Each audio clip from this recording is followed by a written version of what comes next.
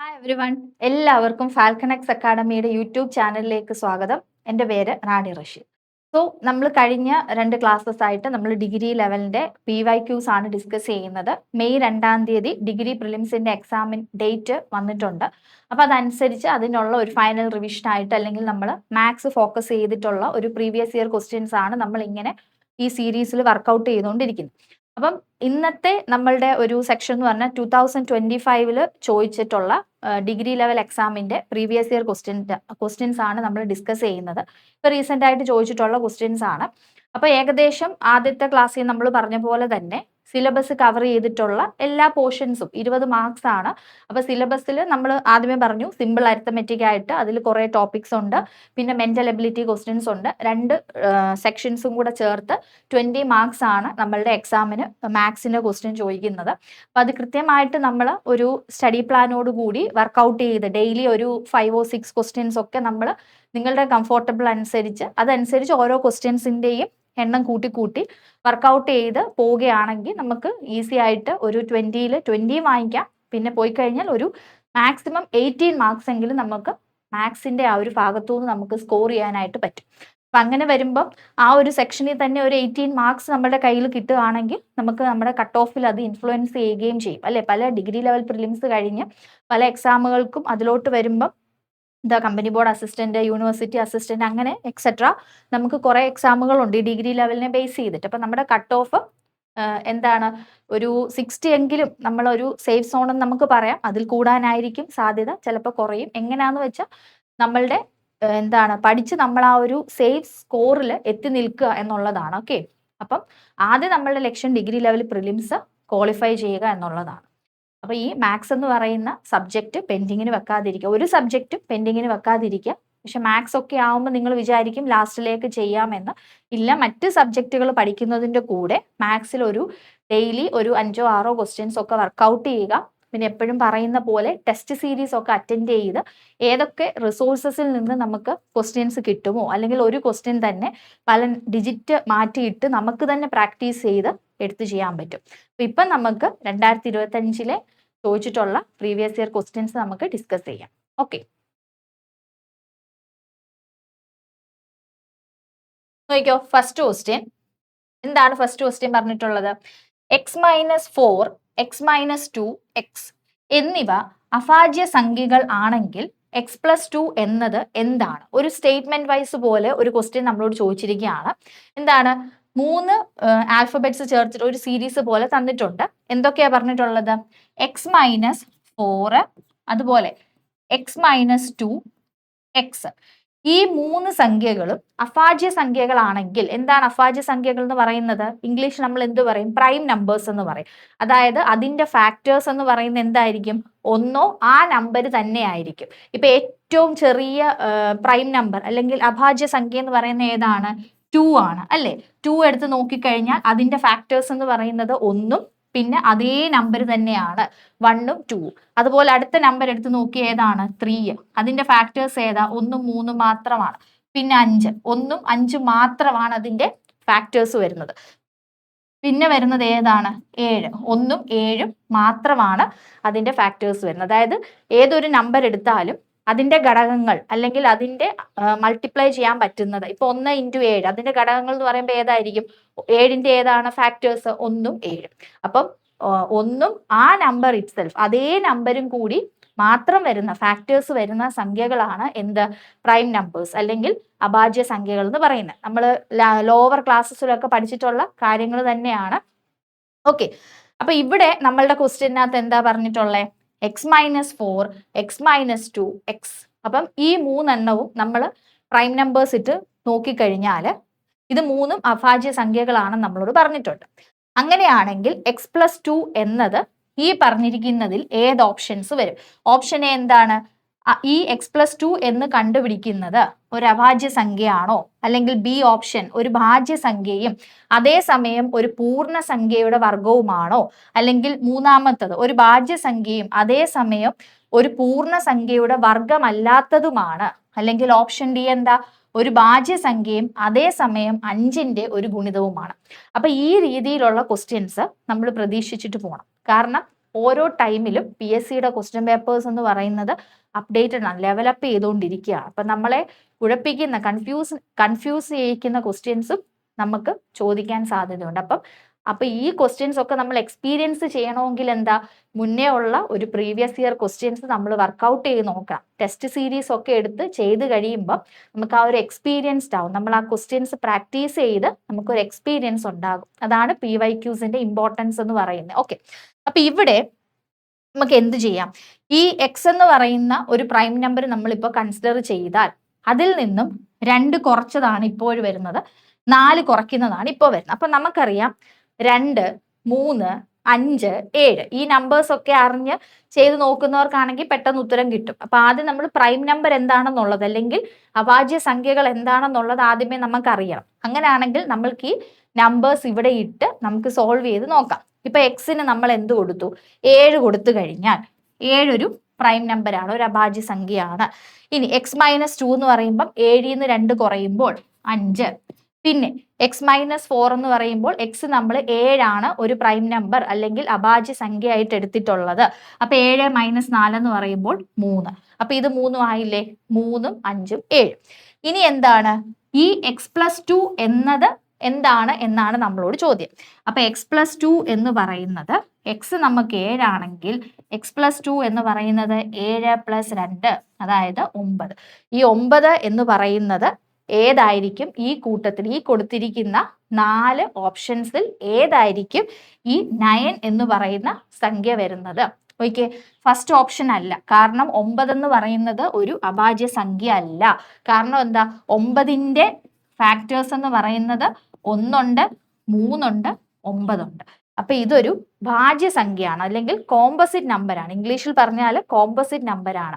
അപ്പൊ ആദ്യമേ നമുക്കൊരു കാര്യം മനസ്സിലായി, ഫസ്റ്റ് ഓപ്ഷൻ അല്ല, കാരണം ഒരു അഭാജ്യ സംഖ്യ ആണെന്നാണ് ഇതിനകത്ത് കൊടുത്തിരിക്കുന്നത്. അല്ല, 9 എന്ന് പറയുന്നത് ഒരു അഭാജ്യ സംഖ്യ അല്ല. ഇനി 9 എന്ന് പറഞ്ഞത് ഒരു ഭാജ്യ സംഖ്യയാണ്, അതേസമയം ഒരു പൂർണ്ണ സംഖ്യയുടെ വർഗവുമാണ്. ശരിയല്ലേ?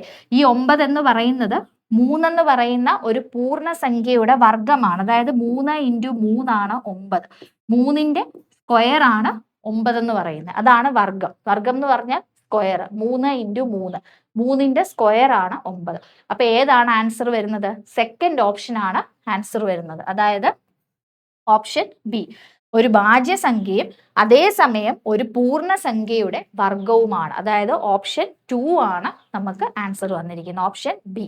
അപ്പം 9 ആണ് നമുക്കിവിടെ ഈ നമ്പേഴ്സ് എഴുതി നോക്കുമ്പോൾ നമുക്ക് കിട്ടുന്നത്. അപ്പൊ ആദ്യം നമ്മൾ പ്രൈം നമ്പർ അല്ലെങ്കിൽ അഭാജ്യ സംഖ്യ എന്താണെന്ന് അറിയണം. അത് വെച്ചിട്ട് നമ്മൾ x-4, x-2, x അങ്ങനെ എഴുതി നോക്കി. അപ്പൊ x+2 എന്ന് പറയുന്നത്, x നമ്മൾ 7 പ്രൈം നമ്പർ കൊടുത്തു. x-2 എന്ന് പറയുന്ന 7 - 2 5 ആണ്. x-4 എന്ന് പറയുമ്പോൾ 7 - 4 3 ആണ്. അപ്പൊ നമുക്ക് 3 അഭാജ്യ സംഖ്യകൾ കിട്ടി, 3, 5, 7. അതിനകത്ത് x+2 എന്ന് പറയുന്നത് എന്തായിരിക്കും ഈ 4 ഓപ്ഷൻസിൽ എന്നാണ് ക്വസ്റ്റ്യൻ ചോദിച്ചിട്ടുള്ളത്. അപ്പൊ x+2 എന്ന് പറഞ്ഞാൽ 7 + 2 അതായത് 9.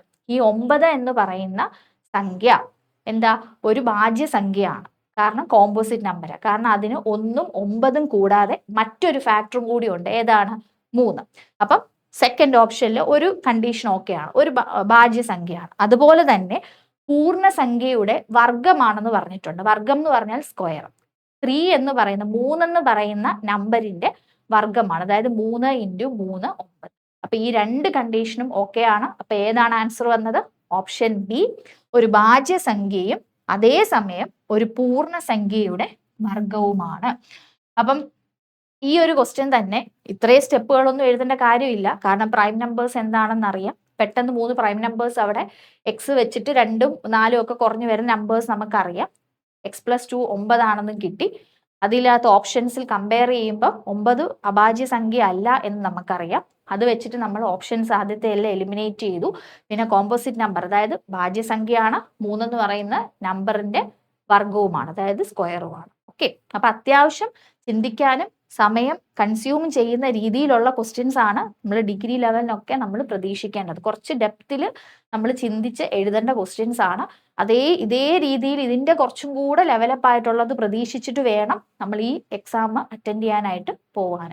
ഈസി ക്വസ്റ്റ്യൻസ് ഉണ്ടാകാം, മോഡറേറ്റ് ക്വസ്റ്റ്യൻസ് ഉണ്ടാകാം, ഇതുപോലെ ടൈം കൺസ്യൂം ചെയ്യുന്നു. ഇതിനപ്പുറം ടൈം കൺസ്യൂമിങ് ആയിട്ടുള്ള ക്വസ്റ്റ്യൻസ് ഒക്കെ ഇതിനകത്ത് ചോദിച്ചിട്ടുണ്ട്. അപ്പൊ അതൊക്കെ നമ്മൾ എക്സ്പെക്ട് ചെയ്ത് വേണം എക്സാമിന് പോകാനായിട്ട്. ഓക്കെ, അപ്പൊ ഇത് ഓക്കെ ആണല്ലോ. ഓക്കെ, ഇനി അടുത്തൊരു ക്വസ്റ്റ്യൻ. ഓക്കെ, നെക്സ്റ്റ് ക്വസ്റ്റ്യൻ നോക്കിക്കേ. 10നെ x% വർദ്ധിപ്പിച്ചാൽ 30നെ x% കുറച്ചാൽ കിട്ടുന്ന അതേ വില കിട്ടുമെങ്കിൽ എക്സ് എത്ര എന്നാണ് ക്വസ്റ്റ്യൻ. ഇപ്പൊ ചില ക്വസ്റ്റ്യൻസിന്റെ മലയാളം വേർഷൻ വായിക്കുമ്പോൾ നമുക്ക് പെട്ടെന്ന് പിടി കിട്ടണമെന്നില്ല. അപ്പൊ എന്തായാലും ഡിഗ്രി എക്സാമിന്റെ മലയാളത്തിലും ഇംഗ്ലീഷിലും ക്വസ്റ്റ്യൻസ് ഉണ്ടായിരിക്കും. ഏതെങ്കിലും ഒരു ക്വസ്റ്റ്യൻ മലയാളത്തിൽ വായിച്ച് പിടി കിട്ടാതിരിക്കുമ്പോൾ ഇതിന്റെ ഇംഗ്ലീഷ് വായിച്ച് നോക്കി ചെയ്തേക്കണം. അല്ല ഇത് തന്നെ വെച്ച് ടൈം നമ്മൾ കളയരുത്. ചിലപ്പോൾ ഇതിനേക്കാളും അപ്പുറം ഇംഗ്ലീഷ് വായിക്കുമ്പോൾ പെട്ടെന്ന് ചില ട്രാൻസ്ലേറ്റ് ചെയ്ത് വരുമ്പോൾ മലയാളത്തിൽ വരുന്ന ഇച്ചിരി നമുക്ക് മനസ്സിലാക്കാൻ പ്രയാസം വരും. അപ്പൊ ഇംഗ്ലീഷിലെ ക്വസ്റ്റ്യൻസ് വായിക്കണം. ഓക്കെ, ഇവിടെ പറഞ്ഞിരിക്കുന്ന എന്താ, 10 എന്ന് പറയുന്ന സംഖ്യയെ x% വർദ്ധിപ്പിച്ചാൽ അതേപോലെ 30 എന്ന് പറയുന്ന സംഖ്യയെ x% കുറച്ചാൽ കിട്ടുന്ന വാല്യൂ, അതായത് വില എന്ന് പറയുന്നത് 1 ആണ്. അങ്ങനെയാണെങ്കിൽ x എത്ര എന്നാണ് നമ്മളുടെ ചോദ്യം. അപ്പം 10നെ x% വർദ്ധിപ്പിക്കുന്നതും 30നെ x% കുറച്ചാൽ കിട്ടുന്നതുമായിട്ടുള്ള വില മീൻസ് ഒരേ വിലയാണ്. അതാണ് പറഞ്ഞിട്ടുള്ളത്. അതേ വില കിട്ടുമെങ്കിൽ x എന്ന് പറയുന്നത് എത്ര ആണ്, അതായത് എത്ര ശതമാനം വർദ്ധിപ്പിക്കണം. ഇവിടെ നമ്മളുടെ ക്വസ്റ്റ്യനകത്ത് x% എന്നാണ് കൊടുത്തിരിക്കുന്നത്. അപ്പൊ ഇവിടെ എന്താ പറഞ്ഞിട്ടുള്ളത്, 10 എന്ന് പറയുന്ന സംഖ്യയെ ഓക്കെ 10 പ്ലസ് എത്രയോ, അതായത് x% വർദ്ധിപ്പിക്കേണ്ടത്. അപ്പൊ 10നെ നമ്മൾ x% വർദ്ധിപ്പിക്കുക എന്ന് പറഞ്ഞാൽ എന്താണ്, 10 ഇൻറ്റു x/100. അപ്പം 10നെ x% വർദ്ധിപ്പിച്ചു. അപ്പം ആ വർദ്ധിപ്പിക്കേണ്ട സംഭവമാണ് 10 ഇൻറ്റു x/100. അത് ഈ 10ന്റെ കൂടെ കൂട്ടുകയും വേണം അല്ലേ. ഇപ്പം 10 എന്ന് പറയുന്ന സംഖ്യയുടെ കൂടെ 5% വർദ്ധിപ്പിക്കുക എന്ന് പറഞ്ഞാൽ എന്താ, 10 പ്ലസ് 10നെ 5% വീണ്ടും വർദ്ധിപ്പിച്ചു. അത് ഈ വാല്യൂവിന്റെ കൂടെ കൂട്ടുകയും വേണം. അല്ലാതെ ഇത് മാത്രം ഇക്വേറ്റ് ചെയ്ത് വെക്കരുത്. ഓക്കെ, 10 പ്ലസ് 10x/100 ഈ കിട്ടുന്നതും 30നെ x% കുറച്ചാൽ കിട്ടുന്നതുമായിട്ടുള്ള വില ഒരേ വിലയാണ് അവിടെ കിട്ടുന്നത്. അങ്ങനെയാണെങ്കിൽ നോക്കിക്കേ, 30 എന്ന് പറയുന്ന സംഖ്യയെ x% കുറച്ചാൽ, ഇപ്പൊ 30നകത്ത് 30ന്റെ x% കണ്ട് കുറയ്ക്കണം. ഈ രണ്ട് വാല്യൂവും ഈക്വൽ ആണ് എന്നാണ് നമ്മളോട് പറഞ്ഞിരുന്നത്. ക്വസ്റ്റ്യനകത്ത് ഇതാണ് പറഞ്ഞിരിക്കുന്നത്. 10 എന്ന് പറയുന്ന സംഖ്യയെ 10% വർദ്ധിപ്പിച്ചാൽ കിട്ടുന്ന അതേ വില തന്നെയാണ് 30നെ x% കുറച്ചാൽ. അത് ഓർക്കുക, ഒരിടത്ത് വർദ്ധിപ്പിക്കുക, മറ്റേത് കുറയ്ക്കുക.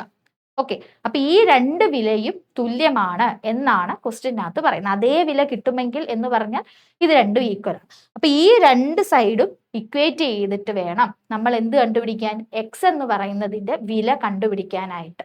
ഓക്കെ, അപ്പം ഇവിടെ നമ്മൾ എക്സിന്റെ വില കണ്ടുപിടിക്കണം. ഓക്കെ അല്ലേ. അപ്പൊ എന്താ ചെയ്യേണ്ടത്, എക്സ് എന്ന് പറയുന്നതിനെ ഒരു സൈഡിലേക്ക് മാറ്റുക, വാല്യൂവിനെ ഇപ്പുറത്തോട്ട് കൊണ്ടുവരിക. അപ്പൊ നമുക്ക് എന്ത് ചെയ്യാം, ഈ 10x+100 ഇവിടെ തന്നെ എഴുതുക. പിന്നെ ഈ -30x ഇത് ഇപ്പുറത്തോട്ട് വരുമ്പോൾ പ്ലസ് ആകും. അപ്പൊ ഇവിടെ നിങ്ങൾ വിചാരിക്കും ഇങ്ങനെ ക്രോസ് മൾട്ടിപ്ലൈ ഒക്കെ ചെയ്തു പോകുമ്പോൾ കുറെ സ്റ്റെപ്പുകൾ വരും. അതിന്റെ ആവശ്യമില്ല. ഇവിടെ അക്കങ്ങളെ ഒരു സൈഡിലോട്ടും എക്സ് വരുന്ന നമ്പർ ഈ ഒരു സൈഡിലോട്ടും കൊണ്ടുവരിക. അതായിരിക്കും നമുക്ക് ഒന്നുകൂടെ സോൾവ് ചെയ്തെടുക്കാൻ എളുപ്പമാവുക. അപ്പം 10x+100 ഈ -30x/100 എന്ന് പറയുന്നത് ഈ ഈക്വലിന് ഇപ്പുറത്തോട്ട് വരുമ്പോൾ +30x/100 ആകും. ഈസ് ഈക്വൽ ടു ഇവിടെ 30 ഉണ്ട്, ഈ +10 ഇങ്ങോട്ട് വരുമ്പോൾ -10. ഇനി നോക്കിയേ, രണ്ടിന്റെയും ഡിനോമിനേറ്റർ 100 ആണ്. ഛേദം എന്ന് പറയുന്നത് 100 തന്നെയാണ്. അപ്പൊ എന്താ, 100 എഴുതാം. പിന്നെ വരുന്നത് 40x/100 ഈസ് ഈക്വൽ ടു 20. ഇനി എന്ത് ചെയ്താൽ മതി, ഈ പൂജ്യവും വെട്ടിപ്പോവും. പിന്നെ 4 ഈസ് ഈക്വൽ ടു ഓക്കെ, ഈ 0 ക്യാൻസൽ ആവും. പിന്നെ എത്രയേ ഉള്ളൂ, 4x is equal to 200, x is equal to 200/4 50. അപ്പം 50% വർദ്ധിപ്പിക്കുമ്പോഴാണ് 10നെ 50% വർദ്ധിപ്പിക്കുന്നതും 30നെ 50% കുറയ്ക്കുന്നതും തമ്മിലുള്ള വില എന്ന് പറയുന്നത് സെയിം ആണ്. അപ്പൊ എക്സിന്റെ വില എത്രയാണ്, എക്സിന്റെ വില എന്ന് പറയുന്നത് എത്രയാണ്? 50. അതായത് ഓപ്ഷൻ ഡി 50 കിട്ടുന്നത്. അപ്പൊ നിങ്ങൾ വിചാരിക്കും ഇത് ഓപ്ഷൻ സിന്ന് ചെയ്തെടുക്കാവല്ലോ. അങ്ങനെ ഓപ്ഷൻ സിന്ന് ചെയ്തെടുക്കണമെങ്കിൽ നമ്മൾ കുറച്ചും കൂടി ഇതിനെക്കാട്ടിലും അപ്പുറം നമുക്ക് ടൈം എടുക്കേണ്ടി വരും. കാരണം ഇവിടെ എക്സിന് 10 ഇട്ട് കൊടുക്കണം, അത് കഴിഞ്ഞിട്ട് 30 ഇടണം, 15 ഇടണം, പിന്നെ ലാസ്റ്റ് ആണ് 50 എന്ന് പറയുന്ന ഓപ്ഷൻ കിട്ടുന്നത്. അങ്ങനെ ഓപ്ഷൻ സിന്ന് ചെയ്ത് വരുമ്പോൾ ഈ ക്വസ്റ്റ്യനകത്ത് ഇച്ചിരിയും കൂടെ ടൈം എടുക്കും. അപ്പൊ അതിലും നല്ലത് ഈ ഒരു രീതിയിൽ ചെയ്ത് എക്സിന്റെ വാല്യൂ കണ്ടുപിടിക്കുക എന്നുള്ളതാണ്. ഒന്നുമില്ല, ആദ്യം നമ്മളുടെ ക്വസ്റ്റ്യനിൽ പറഞ്ഞിരിക്കുകയാണ് 10 എന്ന് പറയുന്ന നമ്പറിനെ x% വർദ്ധിപ്പിക്കുന്നതും 30നെ x% കുറയ്ക്കുന്നതും തമ്മിൽ ഒരേ ഈക്വൽ ആണ്. അതായത് രണ്ടിനും ഒരേ വിലയാണ് കിട്ടുന്നത്. അങ്ങനെയാണെങ്കിൽ എക്സ് എന്ന് പറയുന്നതിന്റെ വില എത്ര എന്നാണ് ചോദിച്ചത്. അപ്പൊ നമുക്കിതിനെ ഇങ്ങനെ എഴുതാമല്ലോ. 10 എന്ന് പറയുന്നതിനെ 10% വർദ്ധിപ്പിക്കുക. അതായത് 10 ഇൻറ്റു x% വർദ്ധിപ്പിക്കുക. 10 ഇൻറ്റു x/100. 30 മൈനസ് 30നെ x% കുറയ്ക്കുക. അപ്പം 30 ഇൻറ്റു x/100. അപ്പൊ എന്താണ്? ഇങ്ങനെ എഴുതാം. അല്ലെങ്കിൽ നമുക്ക് എന്താണ് ഓപ്ഷൻ സിന്ന് ചെയ്യുന്നതിലും നല്ലത് ഈ മെത്തേഡ് യൂസ് ചെയ്യുന്നതാണ്. അപ്പം എക്സിന്റെ വാല്യൂ എത്രയാണ് കിട്ടിയത്? 50 കിട്ടിയത്. Option D 50 answer. ഓക്കെ അല്ലേ? ശരി. അപ്പൊ ഇനി നമുക്ക് ഓക്കെ. അപ്പൊ അടുത്ത ക്വസ്റ്റ്യൻ ചെയ്യുന്നതിന് മുമ്പേ നമ്മുടെ കോഴ്സിന്റെ കാര്യം പറയാം. ബ്രഹ്മാസ്ത്ര 3.0 അതായത് ഡിഗ്രി പ്രിലിംസിന് വേണ്ടിയിട്ടുള്ള പ്രീവിയസ് ഇയർ ക്വസ്റ്റ്യൻസിന്റെ സെക്ഷൻസ് ആണ്. PYQ സെക്ഷൻ ആണ്. 999 ആണ് അതിന്റെ റേറ്റ് വരുന്നത്. ഇപ്പൊ 50% ഓഫർ ആണ്. 4 months വാലിഡിറ്റി ആണ് ഉള്ളത്. 100+ hours ക്ലാസ്സസ്, PYQ സെഷൻസ് ആണ്. 40 days ചലഞ്ച്, മോക്ക് എക്സാമുകളുണ്ട്. സബ്ജക്റ്റ് വൈസ് ആയിട്ടുള്ള, അതായത് ഇന്ന സബ്ജക്റ്റ് മാത്രമല്ല എല്ലാ സബ്ജക്റ്റിന്റെയും മോക്ക് എക്സാമുകളും ക്ലാസ്സസും അവൈലബിൾ ആണ്. ക്രാഷ് കോഴ്സ് ആണ്. 40 days ചലഞ്ച് ആണ്. ഇനി വരുന്ന പ്രിലിംസിന്റെ May 2 ആണല്ലോ. അപ്പൊ ഇത്രയും എക്സാമുകളാണ് ഡിഗ്രി ലെവലിന് നമ്മൾ ഫോക്കസ് ചെയ്യുന്നത്. യൂണിവേഴ്സിറ്റി അസിസ്റ്റന്റ് ഉണ്ട്, company board assistant, excise inspector, SBCID, SI, assistant jailer, assistant director, assistant tribunal, അങ്ങനെ ഇത്രത്തോളം എക്സാമുകൾക്ക് വേണ്ടിയിട്ട് നമ്മൾ ഡിഗ്രി ലെവലിനെ ബേസ് ചെയ്തിട്ടുള്ള പ്രീവിയസ് ഇയർ ക്വസ്റ്റ്യൻസിന്റെ സെക്ഷൻസ് ആണ്. അത് ബ്രഹ്മാസ്ത്ര 3.0 എന്നാണ് കോഴ്സിന്റെ പേര്. ഓക്കെ, 4 months വാലിഡിറ്റി ആണ്. നിങ്ങൾക്ക് ഓഫർ ഉണ്ട്. 999 ആണ്. ഇനിയും ജോയിൻ ചെയ്യാത്തവര് നല്ലൊരു ഓപ്പർച്യൂണിറ്റി ആണ്. പ്രീവിയസ് ഇയർ ക്വസ്റ്റ്യൻസ് അറ്റൻഡ് ചെയ്യുന്നത് വളരെ ബെനിഫിഷ്യൽ ആയിട്ടുള്ള ഒരു കാര്യമാണ്. നമ്മൾ കുറച്ചും കൂടെ എക്സ്പീരിയൻസ്ഡ് ആവും. ഏത് രീതിയിലാണ് ക്വസ്റ്റ്യൻസ് വരുന്നത്, ഏത് ടോപ്പിക്സിലാണ് നമ്മൾ കൂടുതൽ ഇമ്പോർട്ടൻസ് അല്ലെങ്കിൽ ഫോക്കസ് കൊടുക്കേണ്ടതെന്നുള്ളത് നമ്മൾക്ക് കുറേ ക്വസ്റ്റ്യൻസ് അറ്റൻഡ് ചെയ്ത് വരുമ്പോൾ നമുക്ക് തന്നെ മനസ്സിലാവും. അപ്പൊ നല്ലൊരു ഓപ്പർച്യൂണിറ്റി ആണ്. നമ്മൾ അത് യൂട്ടിലൈസ് ചെയ്യുക. ജോയിൻ ചെയ്യാത്തവര് ജോയിൻ ചെയ്യുക. ഓക്കെ, ശരി. ഇനി നമുക്ക് അടുത്ത ഒരു ക്വസ്റ്റ്യൻ ചെയ്യാം. ഓക്കെ, എന്താണ് ക്വസ്റ്റ്യൻ? ഒരു കാറിന്റെ ചക്രത്തിന്റെ വ്യാസം 77 സെന്റിമീറ്റർ ആണ്. ഒരു കാറിന്റെ ചക്രം, അതായത് വീലിന്റെ വ്യാസം, എന്താ വീലിന്റെ ഡയമീറ്റർ എന്ന് പറയുന്നത് 77 സെന്റിമീറ്റർ ആണ്. 1000 പ്രാവശ്യം കറങ്ങുമ്പോൾ കാറ് എത്ര മീറ്റർ ദൂരം നീങ്ങിയിരിക്കും എന്നാണ് നമ്മളുടെ ക്വസ്റ്റ്യൻ. അതായത് ഒരു കാറിന്റെ ഡയമീറ്റർ, വീലിന്റെ ഡയമീറ്റർ, വ്യാസം എന്ന് പറയുന്നത് 77 സെന്റിമീറ്റർ ആണ്. ഈ കാറ് 1000 പ്രാവശ്യം കറങ്ങുമ്പോൾ, മീൻസ് കാറിന്റെ ചക്രം 1000 പ്രാവശ്യം കറങ്ങുമ്പോൾ എത്ര മീറ്റർ ഈ കാറ് മുന്നോട്ട് എത്ര ദൂരം നീങ്ങിയിരിക്കും എന്നാണ് നമ്മളുടെ ക്വസ്റ്റ്യൻ. അപ്പൊ ആദ്യം നമുക്ക് എന്ത് കണ്ടുപിടിക്കണം? ഈ കാറിന്റെ ചക്രം ഒരു തവണ കറങ്ങുമ്പോൾ എത്രയായിരിക്കും? ചക്രമല്ലേ, ചക്രം എന്ന് പറയുമ്പോൾ സർക്കിൾ, വൃത്തത്തിന്റെ ഷേപ്പ് ആണ് വരുന്നത്. അപ്പൊ ഈ കാറ് ഒരു തവണ ഇങ്ങനെ കറങ്ങുക എന്ന് പറഞ്ഞാൽ എന്താണ്? ആ ചക്രം, ആ വീലിന്റെ ചുറ്റളവാണ് അത് കവർ ചെയ്യുന്നത്. ഓക്കെ, ചുറ്റളവാണ് ഇങ്ങനെ കറങ്ങി കവർ ചെയ്യുന്നത്. അപ്പൊ ഒരു തവണ ചുറ്റളവാണ് ദൂരമെങ്കിൽ 1000 എന്ന് പറയുമ്പോൾ 1000 ഇൻറ്റു ഈ നമ്മൾ കണ്ടുപിടിച്ചിട്ടുള്ള ചുറ്റളവ് അല്ലേ, സർക്കംഫറൻസ് എന്ന് നമുക്ക് പറയാം. എഴുതിക്കൂടെ? അപ്പൊ അതിനു വേണ്ടിയിട്ട് കാറിന്റെ വീലിന്റെ ഡയമീറ്റർ, വ്യാസം നമുക്ക് തന്നിട്ടുണ്ട്. ഓക്കെ, വ്യാസം എന്ന് പറഞ്ഞാൽ ഡയമീറ്റർ. ഓക്കെ, നമ്മൾ സ്മോൾ d എന്ന് റെപ്രസെന്റ് ചെയ്യും. 77 സെന്റിമീറ്റർ ആണ് കാറിന്റെ ചക്രത്തിന്റെ വീലിന്റെ ഡയമീറ്റർ എന്ന് പറയുന്നത്. ഇനി 1000 പ്രാവശ്യം കറങ്ങുമ്പോൾ കാറ് എത്ര മീറ്റർ മുന്നോട്ട് ദൂരം നീങ്ങിയിരിക്കും എന്നുള്ളതാണ് നമ്മളുടെ ക്വസ്റ്റ്യൻ. അപ്പൊ ആദ്യം നമ്മളൊന്ന് ആലോചിച്ച് നോക്കിയേ. ഒരു കാറിന്റെ ചക്രം ഒരു തവണ കറങ്ങുമ്പോൾ അത് അതിന്റെ ചുറ്റളവിന് തുല്യമായിരിക്കും അല്ലേ? കാറിന്റെ wheel round shape, circle shape ആണ്. അപ്പം ഒരു തവണ ഇതിങ്ങനെ കറങ്ങുമ്പോഴത്തേക്ക് അത് ഒരു ചുറ്റളവ് കംപ്ലീറ്റ് ചെയ്തു അല്ലേ? അപ്പൊ ആ ദൂരം ഒരു തവണ കറങ്ങുമ്പോൾ കാറിന്റെ ചക്രം മീൻസ് അതെന്താണ്? ഒരു ചുറ്റളവ് കറങ്ങും. അതാണ് ഒരു തവണത്തെ ദൂരം എന്ന് പറയുന്നത്. ഒരു പ്രാവശ്യം കറങ്ങുന്നത് ആ കാറിന്റെ വീലിന്റെ ചുറ്റളവിന് തുല്യമാണ്. ആണല്ലോ? അങ്ങനെയാണെങ്കിൽ ചുറ്റളവ് അല്ലെങ്കിൽ നമ്മൾക്ക് സർക്കംഫറൻസ് സി എന്ന് നമുക്ക് നോട്ട് ചെയ്യാം. Pi into D. ഇവിടെ ഡയമീറ്റർ തന്നിരിക്കുന്നത് കൊണ്ട് നമുക്ക് പൈ ഇൻറ്റു ഡി എന്ന് എടുക്കാം. പിന്നെ നിങ്ങൾ റേഡിയസിലോട്ടൊന്നും പോകേണ്ട കാര്യമൊന്നുമില്ല. എന്താണ്? ഡയമീറ്റർ തന്നിട്ടുണ്ട്. അപ്പൊ ചുറ്റളവ് എന്ന് പറയുന്നത് നമുക്ക് പൈ ഇൻറ്റു ഡി എന്ന് എടുക്കാം. പൈക്ക് 3.14 എന്നിടാം, അല്ലെങ്കിൽ 22/7. നമുക്ക് വർക്കൗട്ട് ചെയ്യാൻ എളുപ്പം 22/7 ഇട്ട് ചെയ്യുന്നതാണ്. അപ്പൊ സർക്കംഫറൻസ് എന്ന് പറയുമ്പോൾ പൈ 22/7 ഇൻറ്റു ഡയമീറ്റർ എത്രയാണ്? 77 അല്ലേ? ചെറിയൊരു കാൽക്കുലേഷനേ ഉള്ളൂ. 7ഉം 77ഉം തമ്മിൽ നമ്മൾ ക്യാൻസൽ ചെയ്യും. ഇവിടെ 11 വരും. പിന്നുള്ളത് എത്രയേ ഉള്ളൂ? 22 ഇൻറ്റു 11 മൾട്ടിപ്ലൈ ചെയ്താൽ മതി. ഓക്കെ, 22. ഓക്കെ, നമുക്ക് എത്ര കിട്ടിയത്? 242 സെന്റിമീറ്റർ ആണ് ആ ഒരു തവണ കറങ്ങുമ്പോഴുള്ള കാറിന്റെ ചുറ്റളവ് എന്ന് പറയുന്നത്. ഒരു പ്രാവശ്യം ചക്രം കറങ്ങുന്നത് ആ ചക്രത്തിന്റെ ചുറ്റളവിന് തുല്യമാണ് ഒരു പ്രാവശ്യം. അങ്ങനെയാണെങ്കിൽ 1000 പ്രാവശ്യം കറങ്ങുമ്പോൾ കാറ് എത്ര മീറ്റർ ദൂരം മുന്നോട്ട് വന്നു? ഒരു പ്രാവശ്യത്തെ എന്ന് പറയുന്നത് ഒരു തവണത്തെ എന്നുള്ളത് എന്താണ്? ഈ ചുറ്റളവിന് തുല്യമാണ് അല്ലേ? ഒരു തവണ കാറിന്റെ ചക്രം കറങ്ങുന്നത് ആ ചക്രത്തിന്റെ ചുറ്റളവിന് തുല്യമാണ്. ഒരു തവണ കറങ്ങുമ്പോഴുള്ള ദൂരം എന്ന് പറയുന്നത് കാറിന്റെ ചുറ്റളവിന് തുല്യമാണ്. അങ്ങനെ ഒരു പ്രാവശ്യത്തെ നമ്മുടെ കയ്യിലുണ്ടെങ്കിൽ 1000 പ്രാവശ്യം കറങ്ങുമ്പോൾ എത്ര ദൂരം മുന്നോട്ട് നീങ്ങിയിരിക്കും എന്നുള്ളത് നമ്മൾ എങ്ങനെ കണ്ടുപിടിക്കും? ഒരു തവണത്തെ 242 ആണെന്ന് നമുക്കറിയാം. അങ്ങനെയാണെങ്കിൽ 1000 പ്രാവശ്യം കറങ്ങുന്നതിന് എത്രയായിരിക്കും എന്നുള്ളതാണ് നമ്മൾ കണ്ടുപിടിക്കേണ്ടത്. ഓക്കെ, 1000 പ്രാവശ്യം കറങ്ങുമ്പോൾ കാറ് എത്ര മീറ്റർ ദൂരം കണ്ടുപിടിക്കണം എന്നുള്ളതാണ് നമ്മളുടെ ചോദ്യം. ഇവിടെ നോക്കിക്കേ, ഇവിടെ എത്ര മീറ്റർ എന്നാണ് ചോദിച്ചിരിക്കുന്നത്. നമുക്കിവിടെ ഉത്തരം കിട്ടുന്നത് സെന്റിമീറ്ററിലാണ്. അതുകൊണ്ട് നമ്മളിപ്പോൾ മൾട്ടിപ്ലൈ ചെയ്ത് ഇത്രയും സീറോസ് കൂടിപ്പോയി നമ്മളുടെ ആൻസർ തെറ്റിയെന്നൊന്നും വിചാരിക്കരുത്.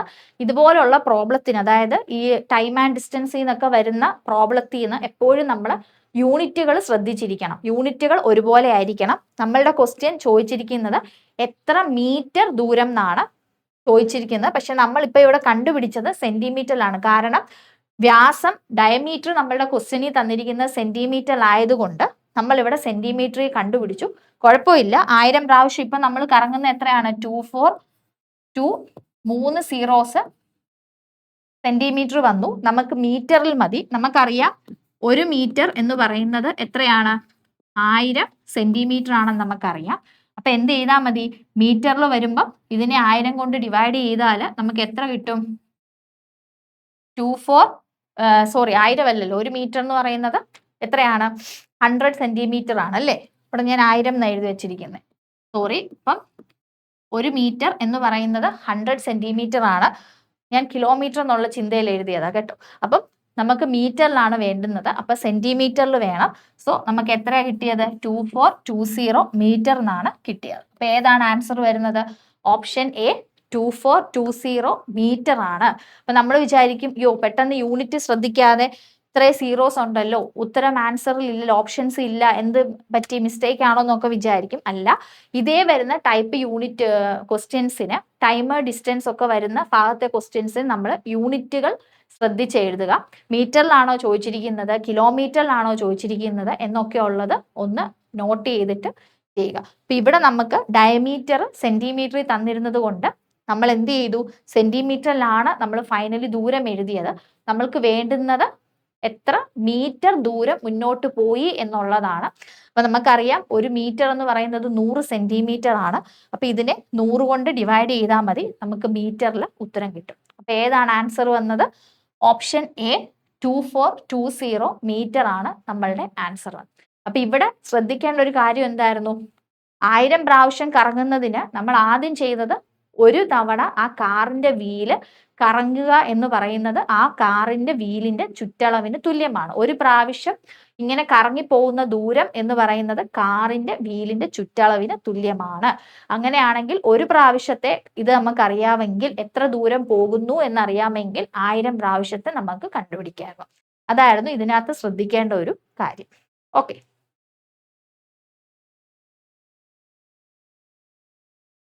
ശരി. ഇനി അടുത്ത ക്വസ്റ്റ്യൻ. ഒരു തുക ഒരു നിശ്ചിത ശതമാനം സാധാരണ പലിശയ്ക്ക് 5 വർഷത്തേക്ക് കൊടുത്തു. 2% കൂടുതൽ പലിശയ്ക്ക് കൊടുത്തിരുന്നെങ്കിൽ 5000 രൂപ കൂടുതൽ കിട്ടുമായിരുന്നു എങ്കിൽ നിക്ഷേപ തുക എത്ര? അതായത് പ്രോഫിറ്റ് ആൻഡ് അല്ല, ഇതിനകത്ത് ഇൻട്രസ്റ്റ് എന്ന് പറയുന്ന ഭാഗത്തെ ക്വസ്റ്റ്യൻ ആണ്.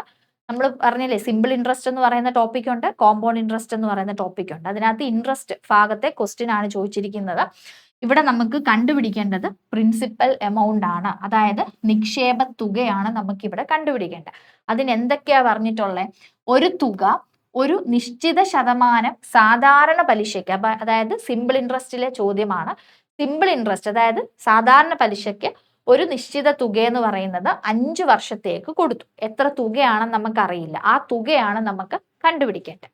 ഇനി 2% കൂടുതൽ പലിശയ്ക്ക് കൊടുത്തിരുന്നെങ്കിൽ 5000 രൂപ കൂടുതൽ കിട്ടുമായിരുന്നു. നോക്കിക്കേ, ഒരു തുക നമ്മൾ 5 വർഷത്തേക്ക് ഒരു നിശ്ചിത ശതമാനം പലിശ നിരക്കിൽ നമ്മൾ 5 വർഷത്തേക്ക് ഒരു തുക കൊടുത്തിരിക്കുകയാണ്.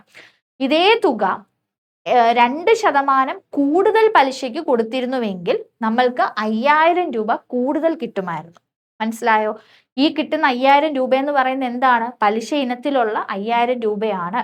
അപ്പൊ ആദ്യം നമ്മൾ കൊടുത്തതിന്റെ പലിശ നിരക്ക്, അതായത് റേറ്റ് ഓഫ് ഇൻട്രസ്റ്റിൽ നിന്നും എക്സ്ട്രാ ഒരു 2% കൂടെ കൂടുതൽ പലിശ നിരക്കിൽ നമ്മൾ കൊടുക്കുകയായിരുന്നെങ്കിൽ നമ്മൾക്ക് 5000 രൂപ കൂടുതൽ കിട്ടുമായിരുന്നു. അപ്പോൾ ഓൾറെഡി നമുക്കൊരു പലിശ കിട്ടുന്നുണ്ടായിരുന്നു. പക്ഷെ നമ്മൾ ഈ തുക 2% കൂടി എക്സ്ട്രാ റേറ്റ് ഓഫ് ഇൻട്രസ്റ്റിൽ നമ്മൾ കൊടുക്കുകയായിരുന്നെങ്കിൽ, അതായത് കൂടുതൽ പലിശ നിരക്കിൽ നമ്മൾ കൊടുക്കുകയായിരുന്നു എങ്കിൽ നമ്മൾക്ക് ഓരോ വർഷം 5 വർഷത്തേക്കല്ലേ കൊടുത്തിരിക്കുന്നത്. അപ്പൊ ഈ 5 വർഷം ഓരോ വർഷവും നമുക്ക് എന്താണ്? എക്സ്ട്രാ പലിശ ഇനത്തിൽ ഒരു 5000 രൂപയും കൂടി നമുക്ക് കൂടുതൽ കിട്ടുമായിരുന്നു. അതാണ് ക്വസ്റ്റ്യനകത്ത് പറഞ്ഞിരിക്കുന്നത്. അങ്ങനെയാണെങ്കിൽ നിക്ഷേപ തുകയാണ് നമുക്ക് കണ്ടുപിടിക്കേണ്ടത്. അപ്പൊ ഇതിനകത്ത് നിങ്ങൾക്ക് എന്ത് മനസ്സിലായി? വേറെ ഒന്നും നമ്മൾ ചിന്തിക്കേണ്ട കാര്യമില്ല. ഈ 2% പലിശ നിരക്കില് വരുന്നതാണ് ഈ 5000 രൂപ എന്ന് പറയുന്നത്, അല്ലേ? നേരത്തെ നമ്മൾ കൊടുത്തിരുന്ന പലിശ നിരക്കിനെക്കാട്ടിലും 2% കൂടുതലായിരുന്നു നമ്മൾ കൊടുത്തിരുന്നെങ്കിൽ നമ്മൾക്ക് ഈ 5000 രൂപയും കൂടി കൂടുതൽ കിട്ടിയേനെ. അപ്പൊ ഈ 2%-ന് വരുന്ന പലിശ തുകയാണ് ഈ 5000 രൂപ എന്ന് പറയുന്നത്, അല്ലേ? നമുക്ക് ഇൻട്രസ്റ്റിന്റെ ഇക്വേഷൻ ഒക്കെ നമുക്കറിയാം. PNR/100 അല്ലെങ്കിൽ PRT/100 എന്തുമായിക്കോട്ടെ, സെയിം ആണ്. അതിനകത്ത് ഈ 2% കൂടുതൽ പലിശയ്ക്കാണ് എക്സ്ട്രാ നമുക്ക് 5000 രൂപ കൂടുതൽ കിട്ടിക്കൊണ്ടിരുന്നത്. അതിന്റെ അർത്ഥം 2% പലിശ നിരക്കിൽ 5 വർഷത്തേക്ക് നമ്മൾ കൊടുക്കുമ്പോഴാണ് ഈ 5000 രൂപ എക്സ്ട്രാ നമുക്ക് കിട്ടിക്കൊണ്ടിരുന്നത് ഓരോ വർഷത്തേക്ക്. അതാണ് അതിന്റെ മീനിങ്. അപ്പൊ ഇവിടെ 5000 = P ആണ് കണ്ടുപിടിക്കേണ്ടത്. N എന്ന് പറയുന്നത് 5 വർഷം, R എന്ന് പറയുന്നത് 2%. കാരണം 2% കൂടുതൽ പലിശയ്ക്ക് നമ്മൾ കൊടുക്കുമായിരുന്നെങ്കിൽ നമ്മൾക്ക് നേരത്തെ കിട്ടിയതിനെക്കാട്ടിലും എക്സ്ട്രാ 5000 രൂപ കൂടുതൽ കിട്ടിക്കൊണ്ടിരുന്നേനെ. അതിന്റെ അർത്ഥം 2% പലിശ നിരക്കിനാണ് ഈ 5000 രൂപ നമുക്ക് പലിശയായിട്ട് നമുക്ക് 5 വർഷത്തേക്ക് ഇങ്ങനെ കിട്ടിക്കൊണ്ടിരിക്കുന്നത്. അതിൽ വെച്ചിട്ടാണ് നമ്മൾ P നമ്മൾ കണ്ടുപിടിക്കുന്നത്. ഓക്കെ, നമുക്കറിയാമല്ലോ P എന്ന് പറയുമ്പോൾ ഇവിടുത്തെ ഈ 2 പൂജ്യങ്ങൾ നമുക്ക് വെട്ടിക്കളയാം. പിന്നെ എത്രയേ ഉള്ളൂ? P = P ആണ് നമുക്ക് കണ്ടുപിടിക്കേണ്ടത്. അപ്പം ഓക്കെ, ഒന്നുകൂടെ എഴുതാം. അപ്പം 5000 എന്ന് പറയുന്നത് എത്രയാണ്? ഈ കിട്ടുന്ന 2%, അതാണ് അവിടുത്തെ ആ പോയിന്റ് എന്ന് പറയുന്നത്. അല്ലാതെ നമ്മൾ ആദ്യമേ എത്രയായിരുന്നു അവിടുത്തെ പലിശ നിരക്ക്, അല്ലെങ്കിൽ എത്ര മീൻസ് അങ്ങനൊന്നും എക്സും വൈ ഒന്നും അങ്ങനൊന്നും ചെയ്യേണ്ട. ഇത് അങ്ങ് മനസ്സിലാക്കി വെക്കുക. എക്സ്ട്രാ 2% പലിശ നിരക്കിൽ നമ്മൾ ആ ബാങ്കിൽ എക്സ്ട്രാ കൊടുത്തിരുന്നെങ്കിൽ ആ എക്സ്ട്രാ 2%-നാണ് നമ്മൾക്ക് ഈ പറയുന്ന എന്ത് കിട്ടിക്കൊണ്ടിരുന്നത്? ഈ ഈ പറയുന്ന 5000 രൂപ നമുക്ക് കിട്ടിക്കൊണ്ടിരുന്നത്. ഓക്കെ അല്ലേ? അപ്പൊ അതാണ് നമ്മളുടെ കാര്യം. n എന്ന് പറയുന്നത് വർഷമാണ്. ഇവിടെ 5 വർഷത്തേക്കാണ് കൊടുത്തിട്ടുള്ളത്. r എന്ന് പറയുന്നത് 2 ഡിവൈഡഡ് ബൈ 100. അപ്പൊ ഇതിനകത്തുനിന്ന് നമുക്ക് എന്തോ കണ്ടുപിടിക്കേണ്ടത്? 10p is equal to into 100. p എന്ന് പറയുന്നത് എത്രയാണ്? 5000 into 100 by 10. ഓക്കെ, അപ്പൊ എത്രയായിരുന്നു നമ്മളുടെ എമൗണ്ട് എന്ന് പറയുന്നത്? 50000 ആയിരുന്നു. ഓക്കെ, നമ്മൾ നിക്ഷേപിച്ച തുക എത്രയായിരുന്നു? 50000. അതായത് ഓപ്ഷൻ സി ആണ്, 50000 ആണ്. നമ്മളെ തെറ്റിക്കാൻ വേണ്ടി ഇവിടെ 5000 ഒക്കെ കൊടുത്തിട്ടുണ്ട്. അപ്പൊ സീറോസ് ഒക്കെ നോക്കി വേണം ഓപ്ഷൻസ് മാർക്ക് ചെയ്യാനായിട്ട്. അപ്പൊ ഇങ്ങനെ സ്റ്റെപ്പ് ഇത്രയും വലിച്ചുവാരി എഴുതണ്ട. അപ്പൊ എന്താണ്? ഇത്രയേ ഉള്ളൂ. ഇവിടുന്ന് തന്നെ നമുക്ക് 2 സീറോസ് ഒക്കെ കട്ട് ചെയ്ത് കളയാം. എന്നിട്ട് അതനുസരിച്ച് എഴുതിയാൽ മതി. ഓക്കെ, അപ്പൊ എത്രയാ നമുക്ക് ആൻസർ കിട്ടിയിരിക്കുന്നത്? 50000 ആണ് നമുക്ക് ആൻസർ വന്നിരിക്കുന്നത്. ഓക്കെ, അപ്പൊ അതാണ് നമ്മൾ നിക്ഷേപിച്ച പലിശ. ഈ എക്സ്ട്രാ പലിശയ്ക്ക് വരുന്ന നമ്മൾ ആദ്യം നിക്ഷേപിച്ച തുക അല്ലെങ്കിൽ പ്രിൻസിപ്പൽ എമൗണ്ട് എന്ന് പറയുന്നത് 50000 രൂപയാണ്. എന്താണായിരുന്നു അവിടുത്തെ ലോജിക്ക്? 2% പലിശ കൂടുതൽ എക്സ്ട്രാ നമ്മൾ പലിശ നിരക്കിൽ കൊടുത്തിരുന്നെങ്കിൽ നമ്മൾക്ക് പലിശ ഇനത്തിൽ 5000 രൂപ കൂടുതൽ കിട്ടുമായിരുന്നു. അപ്പൊ അതിന്റെ അർത്ഥം ഈ 2% വേണ്ടിയിട്ട് എക്സ്ട്രാ കിട്ടുന്ന പലിശയാണ് 5000. അത് നമ്മൾ ഈ ഇക്വേഷനകത്തോട്ട് ഇട്ടിട്ട് നമ്മൾ സോൾവ് ചെയ്ത് പി എന്ന് പറയുന്നതിന്റെ എമൗണ്ട് കണ്ടുപിടിക്കുക. ഓക്കെ, ശരി. ഇനിയിപ്പം നമുക്ക് അടുത്ത ക്വസ്റ്റ്യൻ നോക്കാം. ഓക്കെ,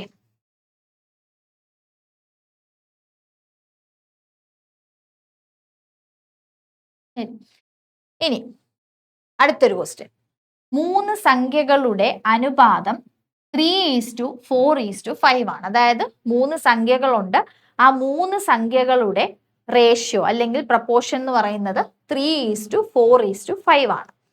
അവയുടെ തുക 60 ആണെങ്കിൽ, അതായത് അവയുടെ തുക, ഈ 3 സംഖ്യകൾ ഏതാണെന്ന് നമുക്കറിയില്ല. ഈ 3 സംഖ്യകളുടെ തുക 60 ആണെങ്കിൽ സംഖ്യകളുടെ വർഗങ്ങളുടെ തുക കണ്ടുപിടിക്കുക. അതായത് തുക എത്ര എന്നാണ് നമ്മളുടെ ചോദ്യം. അതായത് 3 സംഖ്യകളുണ്ട്. എങ്ങനെയാണ്? 3:4:5 ആണ് ആ സംഖ്യകളുടെ അനുപാതം എന്ന് പറയുന്നത്. അപ്പം ഈ 3 സംഖ്യകളുടെ തുക എന്ന് പറയുന്നത് 60 ആണെങ്കിൽ സംഖ്യകളുടെ വർഗങ്ങളുടെ തുക, അതായത് ഈ 3 സംഖ്യകളുടെ വർഗങ്ങൾ, അതായത് സ്ക്വയറിന്റെ തുകയാണ് നമുക്ക് കണ്ടുപിടിക്കേണ്ടത്. അപ്പൊ നമുക്ക് ആകെ ക്വസ്റ്റ്യനിൽ തന്നിരിക്കുന്ന എന്താണ്? 3 സംഖ്യകളുടെ തുകയല്ല, 3 സംഖ്യകളുടെ അനുപാതം തന്നിട്ടുണ്ട് 3:4:5. ഓക്കെ, അപ്പൊ നമുക്ക് തുക കണ്ടുപിടിക്കണം അല്ലേ? ഇവിടെ ഓപ്ഷൻസിൽ കൊടുത്തിരിക്കുന്നത് വർഗങ്ങളുടെ തുകയുടെ ആൻസർ ആണ് കൊടുത്തിരിക്കുന്നത്. അപ്പൊ നമുക്ക് എന്ത് ചെയ്യണം? ആദ്യമേ 3 സംഖ്യകൾ ഏതൊക്കെയാണ് നമുക്ക് കണ്ടുപിടിക്കാം. അപ്പൊ ചെറിയൊരു സ്റ്റെപ്പാണ്. നമ്മൾക്ക് ഈ റേഷ്യോ മാറ്റാൻ വേണ്ടിയിട്ട് നമുക്ക് എക്സ് ഒന്ന് കൊടുത്തു നോക്കാം അല്ലേ? അപ്പൊ ഇവിടെ 3x + 4x 5x ആണല്ലോ. അപ്പൊ നോക്കിക്കേ, 4 3 7 7 5 12. അപ്പൊ ഈ 3 അക്കങ്ങളുടെ തുക എന്ന് പറയുന്നത് 60 ആണെന്ന് തന്നിട്ടുണ്ട് അല്ലേ? Equal to 60. അപ്പം 12x ഈക്വൽ ടു 60. അപ്പൊ എക്സിന്റെ വാല്യൂ നമുക്കറിയാമല്ലോ, 60/12. എത്രയാണ് എക്സിന്റെ വാല്യൂ? 5. എക്സിന്റെ വാല്യൂ 5 ആണെങ്കിൽ 3 തുക ഏതായിരിക്കും? 3x ആണ് ഒരു തുക വരുന്നത്. അതായത് 3 × 5 15. പിന്നെ അടുത്ത ഏതാ വരുന്നത്? 4x അല്ലേ? 4 × 5 20. അടുത്ത ഏതാ? 5x ആണല്ലോ. 5 × 5 25. ഇനി നമ്മളോട് എന്താ ചോദിച്ചിരിക്കുന്നത്? നമുക്ക് കണ്ടുപിടിക്കേണ്ടത് ഈ സംഖ്യകളുടെ വർഗങ്ങളുടെ തുകയാണ്. അതായത് ഇപ്പൊ നമുക്ക് 3 സംഖ്യകൾ നമ്മൾ കണ്ടുപിടിച്ചു, 15 20 25. ഇനി ഈ 3 സംഖ്യകളുടെ വർഗങ്ങൾ, അതായത് സ്ക്വയറിന്റെ തുകയാണ്. സ്ക്വയർ എന്ന് പറയുമ്പോൾ എന്താ? 15ന്റെ സ്ക്വയർ 15 × 15, 20ന്റെ സ്ക്വയർ 20 × 20, 25ന്റെ സ്ക്വയർ 25 × 25. അപ്പൊ ഈ 3 സംഖ്യകളുടെ വർഗങ്ങളുടെ തുകയാണ് നമുക്ക് കണ്ടുപിടിക്കേണ്ടത്. അപ്പം വർഗങ്ങളുടെ തുക എങ്ങനെയാണ്? 15 സ്ക്വയർ പ്ലസ് 20 സ്ക്വയർ പ്ലസ് 25ന്റെ സ്ക്വയർ. 15ന്റെ സ്ക്വയർ അറിയാമല്ലോ, 225 പ്ലസ് 20ന്റെ സ്ക്വയർ 400 പ്ലസ് 25ന്റെ സ്ക്വയർ എത്രയാണ്? 625. ഓക്കെ, എന്നിട്ട് ഇതിന്റെ 3 കൂടെ കൂട്ടുന്ന വാല്യൂ ആണ് നമ്മളുടെ ഉത്തരം. അതാണ് നമ്മളുടെ ക്വസ്റ്റ്യൻ ചോദിച്ചിരിക്കുന്നത്. വർഗങ്ങളുടെ തുക 5 5 10 5 12 അല്ലേ? എത്രയാണ് ആൻസർ വന്നത്? 1250 1250 നമ്മളുടെ ഉത്തരം വന്നിട്ടുള്ളത്. അപ്പൊ ഇത്രയും സ്റ്റെപ്പുകളൊന്നും നമ്മൾ നേരത്തെ പറഞ്ഞതുപോലെ ഇത്രയും സ്റ്റെപ്പുകളൊന്നും നമ്മൾ എഴുതി സമയം കളയേണ്ട കാര്യമില്ല. കാരണം എന്താ, നമുക്കറിയാം 3:4:5 ആണ്. ഈ 3 സംഖ്യകളുടെ തുക നമ്മളോട് തന്നിട്ടുണ്ട്. അപ്പൊ നമുക്ക് മനസ്സിൽ തന്നെ കൂട്ടി എഴുതാൻ പറ്റും. 3x 4x 5x അപ്പൊ 12x ഇങ്ങനെ തന്നെ കൂട്ടിക്കൂടെ? 4 3 7 7 5 12 ഇതൊക്കെ നമ്മൾക്ക് മനസ്സിലാകാൻ വേണ്ടി എഴുതിയിരിക്കുന്ന കാര്യങ്ങളാണ്. നമ്മൾ എക്സാമിന് ഇത്രയും സ്റ്റെപ്പുകളൊന്നും എഴുതി ചെയ്യേണ്ട കാര്യമില്ല, ടൈം കളയേണ്ട കാര്യമില്ല. 3 4 5 അപ്പൊ നമുക്ക് ഇവിടുന്ന് മനസ്സിലായി 12 12x 60 x 5 അപ്പൊ x 5 ആണെങ്കിൽ 3 × 5 15 20 25 എന്ന് കിട്ടി. 3 എണ്ണത്തിന്റെ സ്ക്വയർ അതായത് വർഗ്ഗങ്ങൾ നമുക്കറിയാം 225 400 625 മൂന്നും കൂട്ടുക, ആൻസർ എഴുതുക. ഇത് ഒത്തിരി ടൈം പോകുന്ന ക്വസ്റ്റ്യൻ ഒന്നും അല്ലായിരുന്നു. ഇത് നമ്മൾ എക്സ്പ്ലനേഷൻ ആയതുകൊണ്ടാണ് ഇത്രയും നമ്മൾ എഴുതുന്നത്. ഇതിന്റെ ഒന്നും ആവശ്യമില്ല. നമ്മൾക്ക് ചെയ്ത് പ്രാക്ടീസ് ആവുമ്പോഴത്തേക്ക് നമ്മൾക്ക് ആ ഒരു കുറച്ച് 5 സെക്കൻഡിനുള്ളിൽ തന്നെ നമുക്ക് ചെയ്യാൻ പറ്റും. കാരണം എന്താ, ഈ കിട്ടുന്ന സംഖ്യകളുടെ എല്ലാ വർഗ്ഗങ്ങളും നമുക്കറിയാം. 15ന്റെ 225 ആണെന്നറിയാം, 20ന്റെ 400 ആണെന്നറിയാം, 25ന്റെ 625 ആണെന്നൊക്കെ അറിയാം അല്ലേ? അപ്പൊ അത് വെച്ചിട്ട് നമ്മൾ ആഡ് ചെയ്ത് എഴുതിയാൽ മതി. ഓക്കെ, എളുപ്പമുള്ളൊരു ക്വസ്റ്റ്യൻ ആയിരുന്നു. ഓപ്ഷൻ എ ആയിരുന്നു ആൻസർ 1250. ശരി, ഇനി അതുപോലെ തന്നെ എളുപ്പത്തിൽ നമ്മൾക്ക് കണ്ടുപിടിക്കാൻ പറ്റിയ ഒരു ക്വസ്റ്റ്യൻ തന്നെയായിരുന്നു. ഏതാണെന്ന് നോക്കിയേ. ഒരു സംഖ്യ 12% കണ്ട് കുറച്ചാൽ 1760 കിട്ടുമെങ്കിൽ സംഖ്യ ഏത് എന്നാണ് നമ്മളുടെ ക്വസ്റ്റ്യൻ. അതായത് ഒരു സംഖ്യ, നമ്മൾക്ക് സംഖ്യ അറിയില്ല, ആ സംഖ്യ 12%, ആ സംഖ്യയുടെ 12% ആ സംഖ്യയിൽ നിന്ന് കുറച്ചാൽ നമ്മൾക്ക് കിട്ടുന്നത് 1760 ആണെങ്കിൽ ആ സംഖ്യ ഏത് എന്നാണ് നമ്മളുടെ ക്വസ്റ്റ്യൻ. അപ്പൊ നമ്മൾക്കറിയാം ഏതൊരു സംഖ്യ നമ്മൾ എടുത്താലും മൊത്തത്തിൽ എങ്ങനെയാണ് 100% നമ്മൾ കണക്കാക്കുന്നത് അല്ലേ? എളുപ്പത്തിൽ ചെയ്യാൻ വേണ്ടിയിട്ട് പറയുകയാണെ 100% നമ്മൾ എപ്പോഴും കണക്കാക്കുന്നത് ആണല്ലോ. അപ്പം ഒരു സംഖ്യയുടെ 12% ആ സംഖ്യയുടെ മൊത്തത്തിൽ നിന്ന് കുറയ്ക്കുമ്പോഴാണ് ഈ 1760 കിട്ടുന്നത്. നമ്മൾക്ക് സംഖ്യ അറിയില്ല. അപ്പൊ സംഖ്യയിൽ നിന്ന് 12% കുറയ്ക്കുക എന്ന് പറയുമ്പോൾ ബാക്കി എത്രയാണ് വരുന്നത്? 88%. ഓക്കെ, അപ്പം മൊത്തത്തിൽ ആ സംഖ്യ എന്ന് പറയുമ്പോൾ 100% അല്ലേ? ആ സംഖ്യയിൽ നിന്ന് 12% കണ്ട് കുറയ്ക്കുക എന്നാണ് ഇവിടെ പറഞ്ഞിട്ടുള്ളത്. കണ്ട് കുറച്ചാൽ, അപ്പം മൊത്തം 100% ആണെങ്കിൽ അതിൽ നിന്ന് 12% പോവുക എന്ന് പറയുന്ന ബാക്കി എത്ര വരുന്നുള്ളൂ? 88%. ആ സംഖ്യയുടെ 88% ഈ പറയുന്ന 1760 എന്ന് പറയുന്നത്.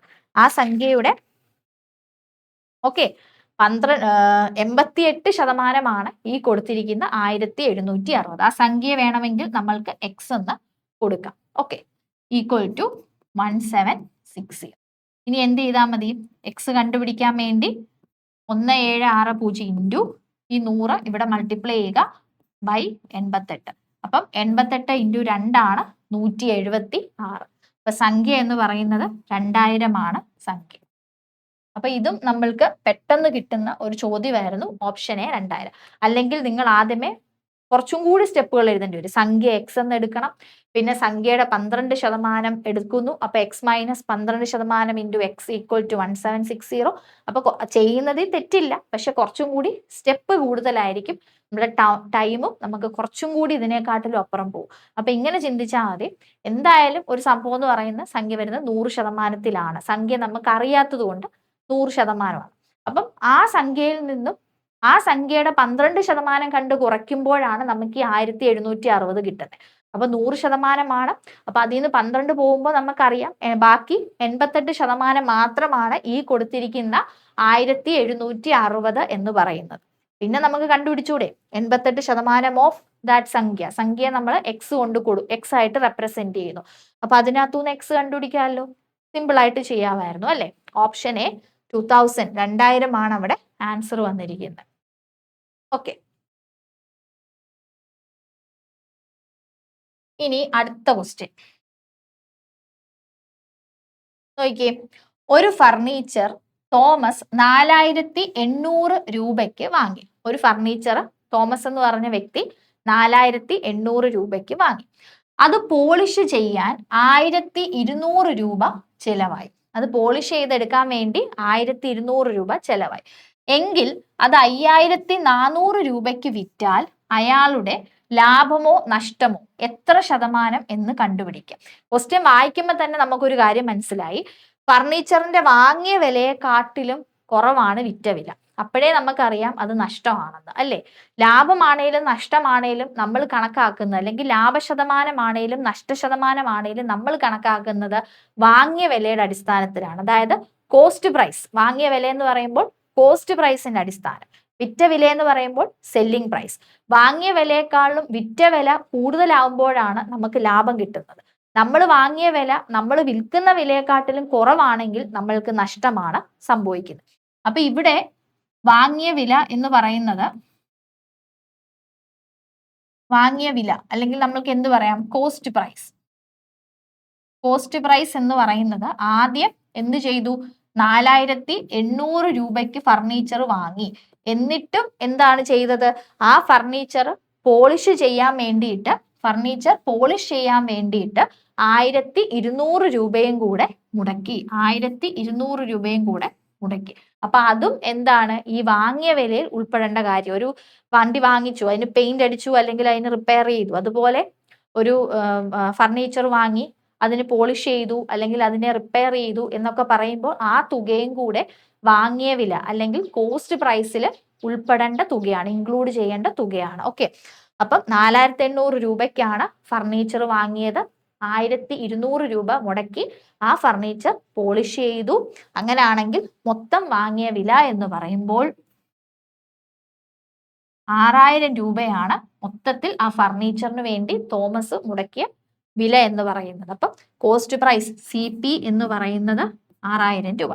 ഇനി ആ ഫർണിച്ചർ 5400 രൂപയ്ക്കാണ് ആ ഫർണിച്ചർ വിൽക്കുന്നത്, അല്ലേ? വിറ്റ വില എന്ന് പറയുന്നത് സെല്ലിംഗ് പ്രൈസ് ആണ്, അതായത് വിറ്റ വില. ഷോർട്ട് ഫോമിൽ നമുക്ക് എന്ത് പറയാം, SP. ഓക്കെ, വിറ്റ വില. വിറ്റ വില എത്ര രൂപയ്ക്കാണ് വിറ്റത്, 5400 രൂപയ്ക്കാണ് വിറ്റത്.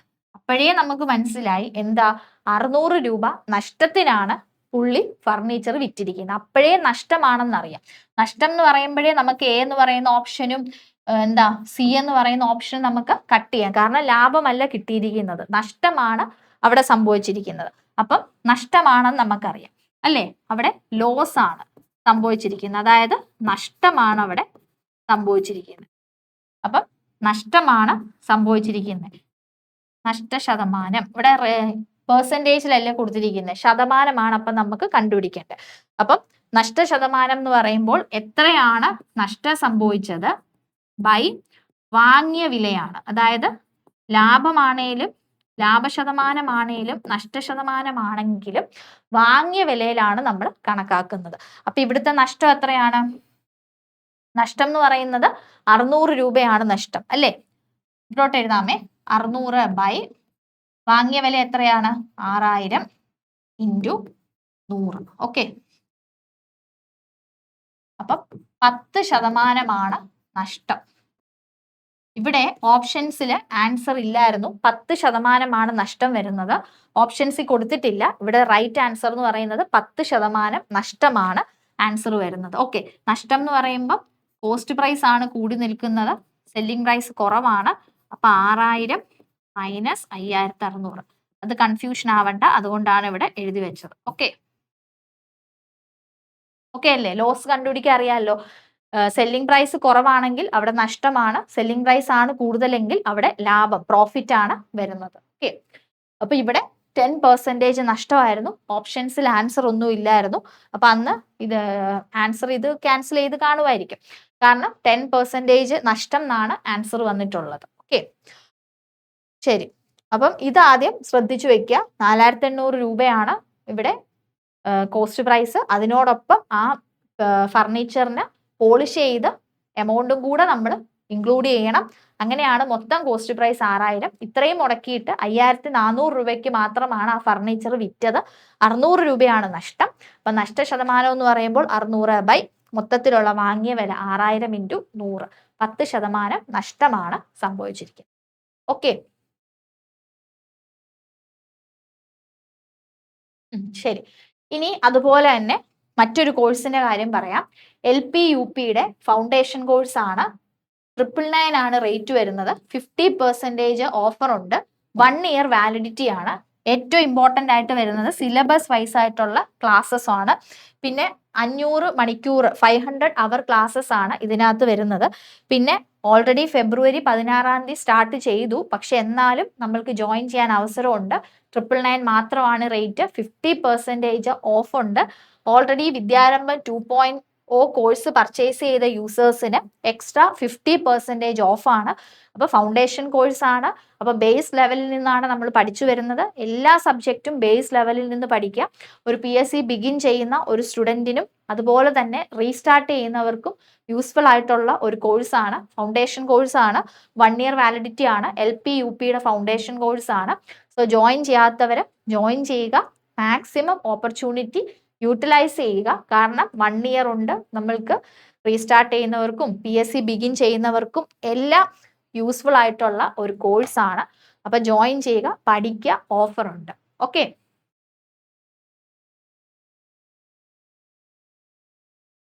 ശരി.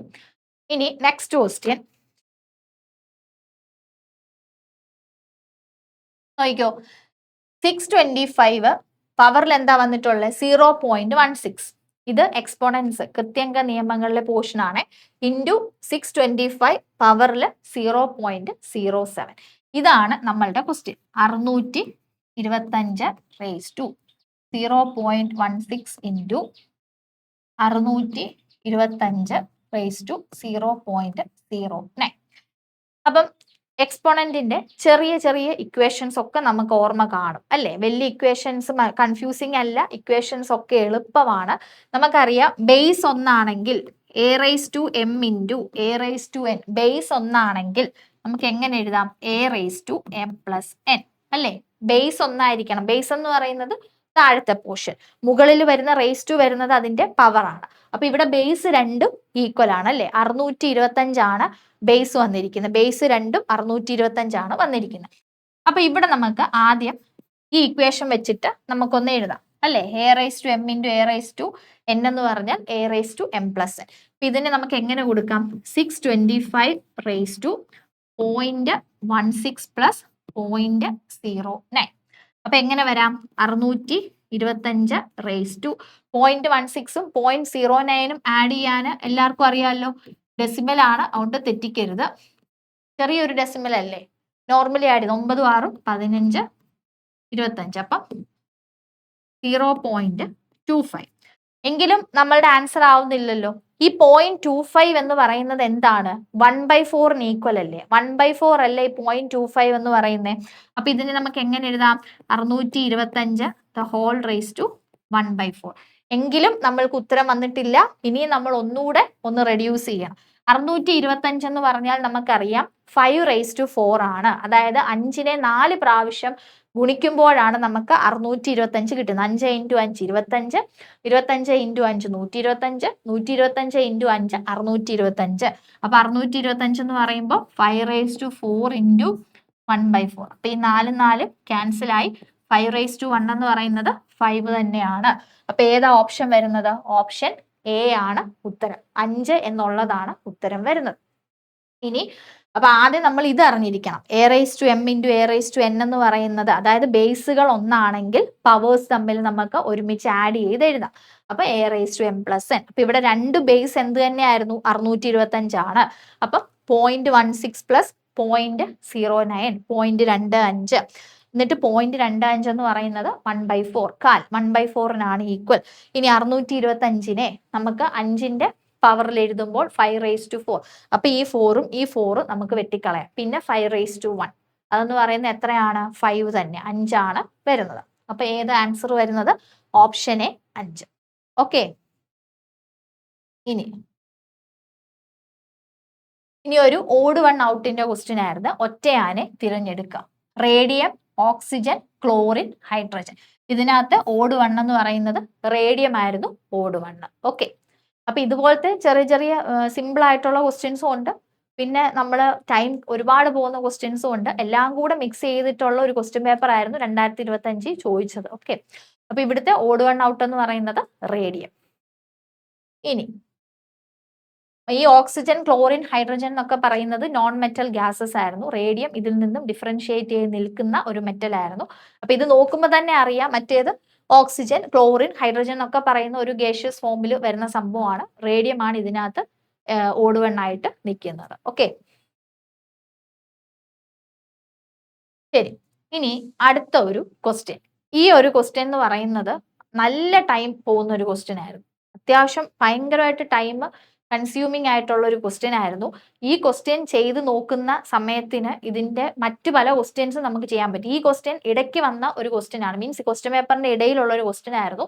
അപ്പൊ ഇത് ലാസ്റ്റിലോട്ട് എടുത്തിട്ട് ചെയ്ത് കാണിക്കാമെന്നാണ് വിചാരിച്ചത്. നല്ല ടൈം കൺസ്യൂംഡ് ആയിട്ടുള്ള ഒരു ക്വസ്റ്റ്യൻ ആയിരുന്നു. അപ്പം ബെറ്റർ ഈ ടൈപ്പ് ക്വസ്റ്റ്യൻ സ്കിപ്പ് ചെയ്യുന്നതായിരുന്നു ഏറ്റവും നല്ല ഓപ്ഷൻ. കാരണം ഇത് ചെയ്യാൻ ഒരു 5-10 മിനിറ്റ്, 5 മിനിറ്റിലൊന്നും കിട്ടില്ല, ഒരു 10 മിനിറ്റ്സ് എങ്കിലും ആവുമായിരുന്നു.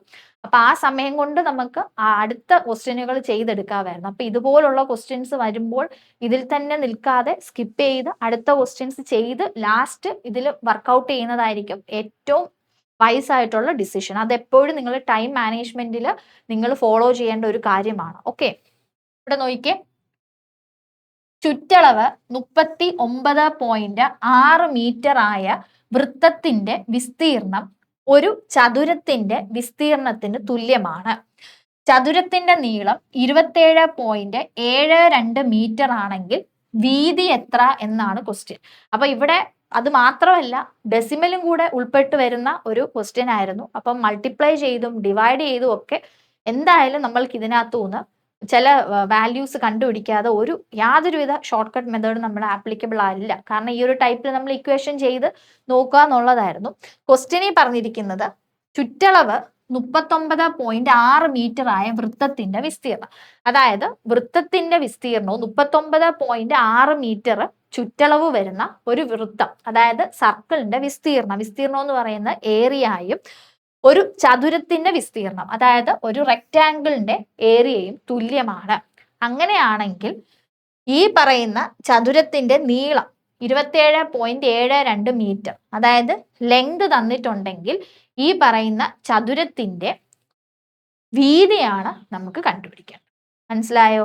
അപ്പം ആദ്യം നമ്മൾ സർക്കിൾ, വൃത്തത്തിന്റെ വിസ്തീർണം കണ്ടുപിടിക്കണം. അത് വെച്ചിട്ട് വേണം ഈ പറയുന്ന ചതുരത്തിന്റെ വിസ്തീർണവുമായിട്ട് ഇക്വേറ്റ് ചെയ്തിട്ട് വീതി കണ്ടുപിടിക്കേണ്ടത്. അപ്പൊ എങ്ങനെ പോയാലും ആദ്യം നമുക്ക് വൃത്തത്തിന്റെ വിസ്തീർണം കണ്ടുപിടിക്കാൻ ഈ പറയുന്ന വൃത്തത്തിന്റെ റേഡിയസ് വേണമായിരുന്നു. ഓക്കെ, റേഡിയസ് കണ്ടുപിടിക്കാതെ വേറെ നമ്മൾക്ക് ചെയ്യാൻ പറ്റില്ലായിരുന്നു. അപ്പൊ നോക്കിക്കേ, ആദ്യം എന്താ പറഞ്ഞിട്ടുള്ളത്? വൃത്തത്തിന്റെ ചുറ്റളവ് തന്നിട്ടുണ്ട്, അതായത് സർക്കംഫറൻസ് തന്നിട്ടുണ്ട്. അപ്പൊ അതിനകത്തുനിന്ന് നമുക്ക് എന്ത് കണ്ടുപിടിക്കാം? റേഡിയസ് കണ്ടുപിടിക്കാം. ചുറ്റളവ്, സർക്കംഫറൻസ്. എന്താണ് ഇക്വേഷൻ? 2πr. ഇവിടെ റേഡിയസ് നമുക്ക് വേണം. ഈ പറയുന്ന 2πr ആണ് ഈ ചുറ്റളവ് 39.6 മീറ്റർ എന്ന് പറയുന്നത്. ഓക്കെ, ചുറ്റളവ് ആദ്യം ഇക്വേഷൻസും നമ്മൾ അറിഞ്ഞിരിക്കണം അല്ലെ. വൃത്തത്തിന്റെ ചുറ്റളവ് എന്ന് പറയുമ്പോൾ എത്രയാണ്? 2πr. 2πr എന്ന് പറയുന്നത് 39.6 ഈക്വൽ. ഇതിനകത്തുനിന്ന് നമ്മൾ എന്ത് കണ്ടുപിടിക്കണം? റേഡിയസ് കണ്ടുപിടിക്കണം. അപ്പം 2πr എന്ന് പറയുന്നത് 39.6 ആണെങ്കിൽ r is equal to 39.6 divided by 2 into നമുക്ക് എന്ത് ചെയ്യാം? പൈയുടെ വാല്യൂ 22/7 ആണ്. അപ്പൊ നമ്മൾ മുകളിലേക്ക് ഈ 7 കൊടുക്കുക, താഴെ 22 എഴുതുക. കാരണം പൈയുടെ വാല്യൂ എന്ന് പറയുന്നത് 22/7. അപ്പൊ അത് അവിടെ മൾട്ടിപ്ലൈ ചെയ്യാൻ വേണ്ടിയിട്ടാണ് റെസിപ്രോക്കൽ എടുത്ത് മേളിലോട്ട് എഴുതിയത്. ഇനി ഇവിടെ നമ്മൾ ഇത് ഇക്വേറ്റ് ചെയ്ത് വരുമ്പോൾ ഇതെല്ലാം ക്യാൻസൽ ചെയ്ത് റേഡിയസ് നമ്മൾ കണ്ടുപിടിക്കുമ്പോൾ നമുക്ക് റേഡിയസ് കിട്ടുന്നതെന്ന് പറയുന്നത് എത്രയാണെന്നറിയോ? ഇതിപ്പോ ഈ 39.6നെ നമുക്ക് ഓക്കെ, ഇവിടെ 11ന്റെ ടേബിളിൽ കട്ട് ചെയ്താൽ 22ന്റെ 2 വരും. ഇത് മറ്റേ ചെയ്യുന്നില്ല, നിങ്ങൾ മൊത്തത്തിൽ കൺഫ്യൂസ്ഡ് ആവും. ഇതിന്റെ സ്റ്റെപ്പുകളും ആൻസറും നമുക്ക് നോട്ട് ചെയ്ത് പോകാം. ഓക്കെ, അപ്പം 11ല് ഇതിനെ ക്യാൻസൽ ചെയ്യുമ്പോൾ 22ന് 2 × 11 ആണ് 22. പിന്നെ ഇവിടെ വരുമ്പോൾ 39.6 എന്ന് പറയുന്നത് 3.6 ആകും. പിന്നെ അഗെയിൻ 2 വെച്ച് ക്യാൻസൽ ചെയ്യുമ്പോൾ ഇവിടെ 1.8 ആകും. ഇനി ഇത് മൾട്ടിപ്ലൈ ചെയ്ത് ഡിവൈഡ് ചെയ്ത് വരുമ്പോൾ റേഡിയസ് എന്ന് പറയുന്നത് നമുക്ക് കിട്ടുന്നത് 6.3 മീറ്റർ ആണ്. ഓക്കെ, റേഡിയസ് എന്ന് പറയുന്നത് 6.3 മീറ്റർ. ഈ ഒരു ഇക്വേഷൻ ഇക്വേറ്റ് ചെയ്ത് നമ്മൾ റേഡിയസ് കണ്ടുപിടിക്കുന്നത് 6.3 മീറ്റർ ആണ്. Okay, 6.3 metre. ഇവിടെ നമുക്ക് റേഡിയസ് ആണ് കിട്ടിയിരിക്കുന്നത്. ഇനി എന്താ പറഞ്ഞിട്ടുള്ളത്? ഈ ചുറ്റളവ് വരുന്ന വൃത്തത്തിന്റെ വിസ്തീർണവും ചതുരത്തിന്റെ വിസ്തീർണവും തുല്യമാണ്. ആ ചതുരത്തിന്റെ നീളം നമുക്ക് തന്നിട്ടുണ്ട്, അതിന്റെ വീതിയാണ് നമുക്ക് കണ്ടുപിടിക്കേണ്ടത്. അപ്പം നമുക്കറിയാം സർക്കിൾ വൃത്തത്തിന്റെ ഏരിയ എന്ന് പറയുന്നത് πr². ഇതിങ്ങനെ ഒന്ന് നിങ്ങൾ നോട്ട് ചെയ്ത് വെച്ചാൽ മതി കേട്ടോ. πr², റെക്റ്റാങ്കിൾ അതായത് ചതുരത്തിന്റെ എന്ന് പറയുമ്പോൾ ലെങ്ത് ഇൻറ്റു ബ്രെഡ്ത്ത്. അപ്പം ഇത് തമ്മിൽ ഈക്വൽ ആണ് എന്നാണ് നമ്മളുടെ ക്വസ്റ്റ്യനിൽ പറഞ്ഞിട്ടുള്ളത്, രണ്ടിന്റെയും കൂടെ വിസ്തീർണം. അപ്പൊ നമുക്ക് എഴുതാം πr² = length into breadth. r നമ്മൾ കണ്ടുപിടിച്ചു 6.3. അപ്പം 22/7 ഇൻറ്റു 6.3 ഇൻറ്റു 6.3 = ചതുരത്തിന്റെ നീളം ലെങ്ത് നമുക്ക് തന്നിട്ടുണ്ട്. എത്രയാണ്? 27.72 ഇൻറ്റു ബി ബ്രെഡ്ത്ത്. ഈ പറയുന്ന വീതിയാണ് നമുക്ക് കണ്ടുപിടിക്കേണ്ടത്, ബി ആണ് നമുക്ക് കണ്ടുപിടിക്കേണ്ടത്. ഇത് നമുക്ക് ക്യാൻസൽ ചെയ്യുമ്പോൾ ഇവിടെ നമുക്ക് 7ന്റെ ടേബിളിൽ വെട്ടിയ 0.9, ഇവിടെ 7 ക്യാൻസൽ ആയി പോകും. ബി ആണ് നമുക്ക് കണ്ടുപിടിക്കേണ്ടത്. ബി എന്ന് പറയുമ്പോൾ 22 ഇൻറ്റു 0.9 ഇൻറ്റു 6.3 ഡിവൈഡഡ് ബൈ 27.72. അപ്പൊ ഇത്രയും സംഭവങ്ങൾ നമ്മൾ മൾട്ടിപ്ലൈ ചെയ്ത് ഡിവൈഡ് ചെയ്ത് എടുക്കണം. ഓക്കെ, അപ്പൊ ഇത് ഡിവൈഡ് ചെയ്ത് വരുമ്പോൾ നമുക്ക് വേണമെങ്കിൽ അല്ലേ 2ന്റെ ടേബിളിൽ നമുക്ക് കട്ട് ചെയ്യാം. ഇവിടെ 11, ഇത് 2ന്റെ ടേബിളിൽ കട്ട് ചെയ്യുമ്പോൾ 13.86 വരും. പിന്നെ നമുക്ക് കട്ട് ചെയ്യാൻ പറ്റുന്നതെന്ന് പറഞ്ഞാൽ 2.1 3യുടെ ടേബിളിൽ കട്ട് ചെയ്യാം കേട്ടോ. 6.3 എന്ന് പറയുന്നത് 21 ഇൻറ്റു 3 അല്ലേ. അപ്പൊ ഡെസിമലും കൂടെ വരുമ്പോൾ നിങ്ങൾ ആ സമയത്ത് കൺഫ്യൂസ്ഡ് ആയിപ്പോ. അതുകൊണ്ടാണ് ശ്രദ്ധിച്ച് ചെയ്യേണ്ടത്. 13.86 എന്ന് പറയുമ്പോൾ 3യുടെ ടേബിളിൽ വരുമ്പോൾ 4.62 ആവും. എന്നിട്ട് ഇത് മൾട്ടിപ്ലൈ ചെയ്ത് നമ്മൾ കണ്ടുപിടിക്കുമ്പോൾ ബി എന്ന് പറയുന്നത് കുറേ മൾട്ടിപ്ലിക്കേഷനും ഡിവിഷനും വരുന്നുണ്ട്. 4.5 മീറ്റർ. ഓക്കെ, 4.5 മീറ്റേഴ്സ് ആണ് ബി വരുന്നത്. ഓപ്ഷൻ സി ആണ് വരുന്നത്. അപ്പൊ ഇത് നമ്മൾ ആ സമയത്തിരുന്ന് ഈ ഡെസിമൽ നമ്പേഴ്സ് എല്ലാം കൂടെ മൾട്ടിപ്ലൈ ചെയ്ത് പോയിന്റിന്റെ സ്ഥാനം മാറി പിന്നെ അത് ഡിവൈഡ് ചെയ്തൊക്കെ വരുമ്പോൾ നമ്മൾ എങ്ങനെ പോയാലും ആ സ്റ്റേറ്റ് ഓഫ് മൈൻഡിൽ നമ്മളുടെ ആൻസർ തെറ്റും. ഇപ്പൊ നോർമലി ഉള്ള നമ്പേഴ്സ് ആണെങ്കിൽ പെട്ടെന്ന് നമുക്ക് എന്തെങ്കിലും ചെയ്യാം. ഡെസിമൽ നമ്പേഴ്സ് ആണ്, അതുപോലെ തന്നെ കുറച്ച് ഇക്വേഷൻസ് നമ്മൾ വർക്കൗട്ട് ചെയ്യാനുണ്ട്. അപ്പൊ എന്തായാലും ഒരു 10 മിനിറ്റ്സ് നമ്മളുടെ അങ്ങ് പോയി കിട്ടും. അപ്പൊ അതിലും എന്ത് ചെയ്യുക, ബെറ്റർ ടു സ്കിപ്പ്. എന്നിട്ട് അടുത്ത ക്വസ്റ്റ്യൻസ് ഒക്കെ വർക്കൗട്ട് ചെയ്തിട്ട് ലാസ്റ്റ് മൊമെന്റിൽ വന്ന് ഈ ചെയ്താൽ മതി. ഇവിടെ നമുക്ക് 4.5 ആണ് കിട്ടുന്നത്. പിന്നെ ഈ ക്വസ്റ്റ്യൻ നമ്മൾ എക്സ്പ്ലെയിൻ ചെയ്യാന്ന് പറഞ്ഞ് ഇതേ മോഡലിലുള്ള ക്വസ്റ്റ്യൻസ് വന്നാലും ചെറിയ ചെറിയ വാല്യൂസിന്റെ വന്നാലും നമ്മൾക്ക് വർക്കൗട്ട് ചെയ്യാനായിട്ട് പറ്റുമല്ലോ. ഓക്കെ, അപ്പൊ ആദ്യം നമ്മളുടെ ക്വസ്റ്റ്യനിൽ പറഞ്ഞത് ഒരു വൃത്തത്തിന്റെ ചുറ്റളവ് തന്നിരുന്നു. 39.6 മീറ്റർ ചുറ്റളവ് വരുന്ന ഒരു വൃത്തത്തിന്റെ വിസ്തീർണം, അതായത് ആ വൃത്തത്തിന്റെ ഏരിയയും ഒരു ചതുരത്തിന്റെ ഏരിയയും തമ്മിൽ ഈക്വൽ ആയിരുന്നു. അപ്പൊ ആദ്യം നമുക്ക് വൃത്തത്തിന്റെ ആരം, അതായത് റേഡിയസ് കണ്ടുപിടിക്കണമായിരുന്നു. അപ്പൊ ഈ ചുറ്റളവിന്റെ ഇക്വേഷനകത്തുനിന്ന് നമ്മൾ റേഡിയസ് കണ്ടുപിടിച്ചപ്പോൾ നമുക്ക് കിട്ടിയത് 6.3 മീറ്റർ എന്നാണ്. ആ റേഡിയസ് ഉപയോഗിച്ചിട്ടാണ് നമ്മൾ അടുത്ത സ്റ്റെപ്പ് ചെയ്യുന്നത്. അതായത് വൃത്തത്തിന്റെ വിസ്തീർണം πr²ഉം ചതുരത്തിന്റെ വിസ്തീർണമാണ് ലെങ്ത് ഇൻറ്റു ബ്രെഡ്ത്ത്. അതിനകത്തെ ലെങ്ത് നീളം ക്വസ്റ്റ്യനകത്ത് തന്നിരുന്നു 27.72. So πr² = length into breadth. ഇത് തമ്മിൽ പരസ്പരം ഇക്വേറ്റ് ചെയ്ത് വീതി നമ്മൾ കിട്ടുന്ന ഉത്തരം എന്ന് പറയുന്നത് 4.5 മീറ്റേഴ്സ് ആണ്. ഇത് 2ന്റെ ടേബിളിൽ കട്ട് ചെയ്തു, പിന്നെ ഇവിടെ വരുമ്പോൾ 3ന്റെ ടേബിളിൽ കട്ട് ചെയ്തു. നിങ്ങൾ ഇത് ചെയ്ത് നോക്കുക. പിന്നെ ഇവിടെയും നമ്മൾ 11ന്റെ ടേബിളിലാണ് കട്ട് ചെയ്തിരിക്കുന്നത്. ഇവിടെ 2ഉം ഇവിടെ നമുക്ക് 3.6 വരും. പിന്നെ നമ്മൾ അഗെയിൻ 2ന്റെ ടേബിളിൽ കട്ട് ചെയ്തിട്ട് ലാസ്റ്റ് സ്റ്റെപ്പ് 1.8 ഇൻറ്റു 7/2 എന്നാണ് വരുന്നത്. ഓക്കെ, അത് നിങ്ങൾ ടൈം എടുത്ത് വർക്കൗട്ട് ചെയ്യുക. അപ്പൊ ഇതാണ് ഇതിന്റെ സ്റ്റെപ്പുകൾ സൊല്യൂഷൻ എന്ന് പറയുന്നത്. ഓക്കെ, അപ്പൊ ഇത്തരത്തിൽ വരുന്ന ടൈം കൺസ്യൂമിംഗ് ആയിട്ടുള്ള ക്വസ്റ്റ്യനുകൾ നമ്മൾ സ്കിപ്പ് ചെയ്തിട്ട് അടുത്ത പ്രോബ്ലംസ് വർക്കൗട്ട് ചെയ്തിട്ട് ലാസ്റ്റിൽ നമ്മൾ ഇത് വന്ന് ചെയ്യും. അതായിരിക്കും നമ്മളുടെ വൈസ് ഡിസിഷൻ. ഇവിടുത്തെ ആൻസർ എന്ന് പറയുന്നത് 4.5 മീറ്റർ ആയിരുന്നു. ഓക്കെ അല്ലേ? ഓക്കെ, നമ്മുടെ കോഴ്സിന്റെ കാര്യം പറഞ്ഞല്ലോ, ഓൾറെഡി നമ്മൾ പറഞ്ഞാണ്. LP-UPയുടെ കോഴ്സും അതുപോലെ ബ്രഹ്മാസ്ത്ര 3 PYQ സെക്ഷൻസ് ആണ്. പിന്നെ ഡിഗ്രി പ്രിലിംസിന്റെ 1500 പ്ലസ് 400 എക്സ്ട്രാ ക്വസ്റ്റ്യൻസ് വരുന്ന ടെസ്റ്റ് സീരീസ് ആണ്. ഈ ഡിഗ്രി ലെവൽ ഫോക്കസ് ചെയ്തിട്ടുള്ള ടെസ്റ്റ് സീരീസ് ആണ്. ഏതൊക്കെയാണ്? University assistant, company board assistant, SBCID, SI, excise inspector, assistant jailer, tribunal, director. 299 മാത്രമാണ് ഇപ്പോൾ റേറ്റ്. ഓഫർ ഉണ്ട്. അതുപോലെ ഇമ്പോർട്ടൻ്റ് ആണ്, ടെസ്റ്റ് സീരീസ് അറ്റൻഡ് ചെയ്യുന്നത് എന്തുകൊണ്ടും വളരെ ബെനഫിഷ്യൽ ആയിട്ടുള്ള ഒരു കാര്യമാണ്. പ്രീവിയസ് ഇയർ ക്വസ്റ്റ്യൻസ് ആണ്.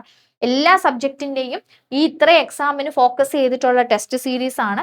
299 ആണ് റേറ്റ് വരുന്നത്. സോ നല്ലൊരു ഓപ്പർച്യൂണിറ്റിയാണ്. നമ്മൾ ടെസ്റ്റ് സീരീസ് എഴുതുന്ന സമയത്ത് നമ്മൾ കുറേ എക്സാം എഴുതിയ പോലെ ഒരു എക്സ്പീരിയൻസ്ഡ് ഫീൽ ആയിരിക്കും നമുക്ക് കിട്ടുന്നത്. അപ്പോൾ അത് യൂട്ടിലൈസ് ചെയ്യുക, നമ്മളെ തന്നെ അപ്ഗ്രേഡ് ചെയ്യുക. നമ്മൾ എത്രത്തോളം, നമ്മൾ ഏത് ലെവലിലാണ് ഉള്ളതെന്നുള്ളത് നോക്കി നമ്മൾ എന്ത് ചെയ്യുക. ബിഗിനേഴ്സിനും അതുപോലെ എല്ലാവർക്കും വളരെ യൂസ്ഫുൾ ആണ്. പക്ഷെ ബിഗിനേഴ്സിനും റീസ്റ്റാർട്ട് ചെയ്യുന്നവർക്കും ഒക്കെ ഇത് യൂസ്ഫുൾ ആണ്. സോ അത് യൂട്ടിലൈസ് ചെയ്യുക. ഓക്കെ, ശരി. അപ്പം ഈ സെക്ഷനകത്ത് നമ്മൾ 2025 ചോദിച്ചിട്ടുള്ള ക്വസ്റ്റ്യൻസ് ആയിരുന്നു. അതിനകത്ത് അത്യാവശ്യം നല്ല ടൈം കൺസ്യൂംഡ് ആയിട്ടുള്ള ക്വസ്റ്റ്യൻസ് ഉണ്ട്, പെട്ടെന്ന് ചെയ്യാൻ പറ്റുന്ന ക്വസ്റ്റ്യൻസ് ഉണ്ട്. അപ്പൊ ഇനി ഇതുപോലുള്ള ക്വസ്റ്റ്യൻസ് ആയിരിക്കും നമ്മൾ ഇനി 2026 എക്സ്പെക്ട് ചെയ്യേണ്ടത്. ഓക്കെ, അതേ രീതിയിൽ വേണം നമ്മൾ പഠിച്ചു പോകാൻ. ടഫ് ക്വസ്റ്റ്യൻസ് ഒക്കെ ഉണ്ടായിരിക്കും. അപ്പോൾ വർക്കൗട്ട് ചെയ്യുമ്പോൾ ഒരുപാട് നമ്മൾ വർക്കൗട്ട് ചെയ്യുമ്പോൾ നമുക്ക് പെട്ടെന്ന് ചെയ്യാനായിട്ട് പറ്റും. അപ്പോൾ എല്ലാത്തിൻ്റെയും മെത്തേഡ്സ്, ഓരോ ക്വസ്റ്റ്യൻസും എങ്ങനെയാണ് ഡിഫറെൻ്റ് ആയിട്ട് നിൽക്കുന്നത് എന്നുള്ളത് ഐഡന്റിഫൈ ചെയ്തിട്ട് ഷോർട്ട് കട്ട് മെത്തേഡ്സ് ഒക്കെ എഴുതി വെച്ച് പഠിക്കുക. വർക്കൗട്ട് ചെയ്ത് പഠിക്കുക, പ്രാക്ടീസ് ചെയ്യുക. എങ്കിൽ മാത്രമേ നമുക്ക് സ്പീഡൊക്കെ ഉണ്ടാകത്തുള്ളൂ. മാത്സിന്റെ പ്രോബ്ലംസ് ചെയ്യുമ്പോൾ ആകെ മൊത്തത്തിൽ എഴുതാൻ നമുക്ക് ആകെ 1 hour 15 minutes ആണ് കിട്ടുന്നത്. അപ്പൊ അതിൽ മാത്സ് എന്നൊക്കെ പറയുന്നത് ഒരു 15 minutes അല്ലെങ്കിൽ അത്രയും കൊണ്ട് നമ്മൾ ചെയ്ത് തീർക്കാൻ പറ്റണം. ഓക്കെ, അതുപോലെ നമ്മൾ എക്സ്പേർട്ടുകളാവണം. അപ്പം നമ്മൾ പ്രാക്ടീസ് ചെയ്യുക, വർക്കൗട്ട് ചെയ്ത് പഠിക്കുക. ടെസ്റ്റ് സീരീസും PYQ സെക്ഷൻസ് ഒക്കെ നമ്മൾ അനലൈസ് ചെയ്ത് പഠിക്കുക. അതാണ് നമ്മളുടെ സൊല്യൂഷൻ. ഡെയിലി നിങ്ങൾക്ക് ഫുൾ വർക്കൗട്ട് ചെയ്യാൻ പറ്റിയില്ലെങ്കിൽ പോലും ഒരു 5 or 6 ക്വസ്റ്റ്യൻസ് നിങ്ങൾ വർക്കൗട്ട് ചെയ്ത് ഓരോ ടോപ്പിക്സിൽ എടുത്തു വെച്ച് പഠിക്കുക. ഓക്കെ, 20 marks ആണ്. അത് നമ്മൾക്ക് സ്കോർ ചെയ്ത് കഴിഞ്ഞാൽ നമ്മളുടെ കട്ട് ഓഫിൽ അത് നല്ലപോലെ ഇൻഫ്ലുവൻസ്ഡ് ആയിരിക്കും. Okay, thank you.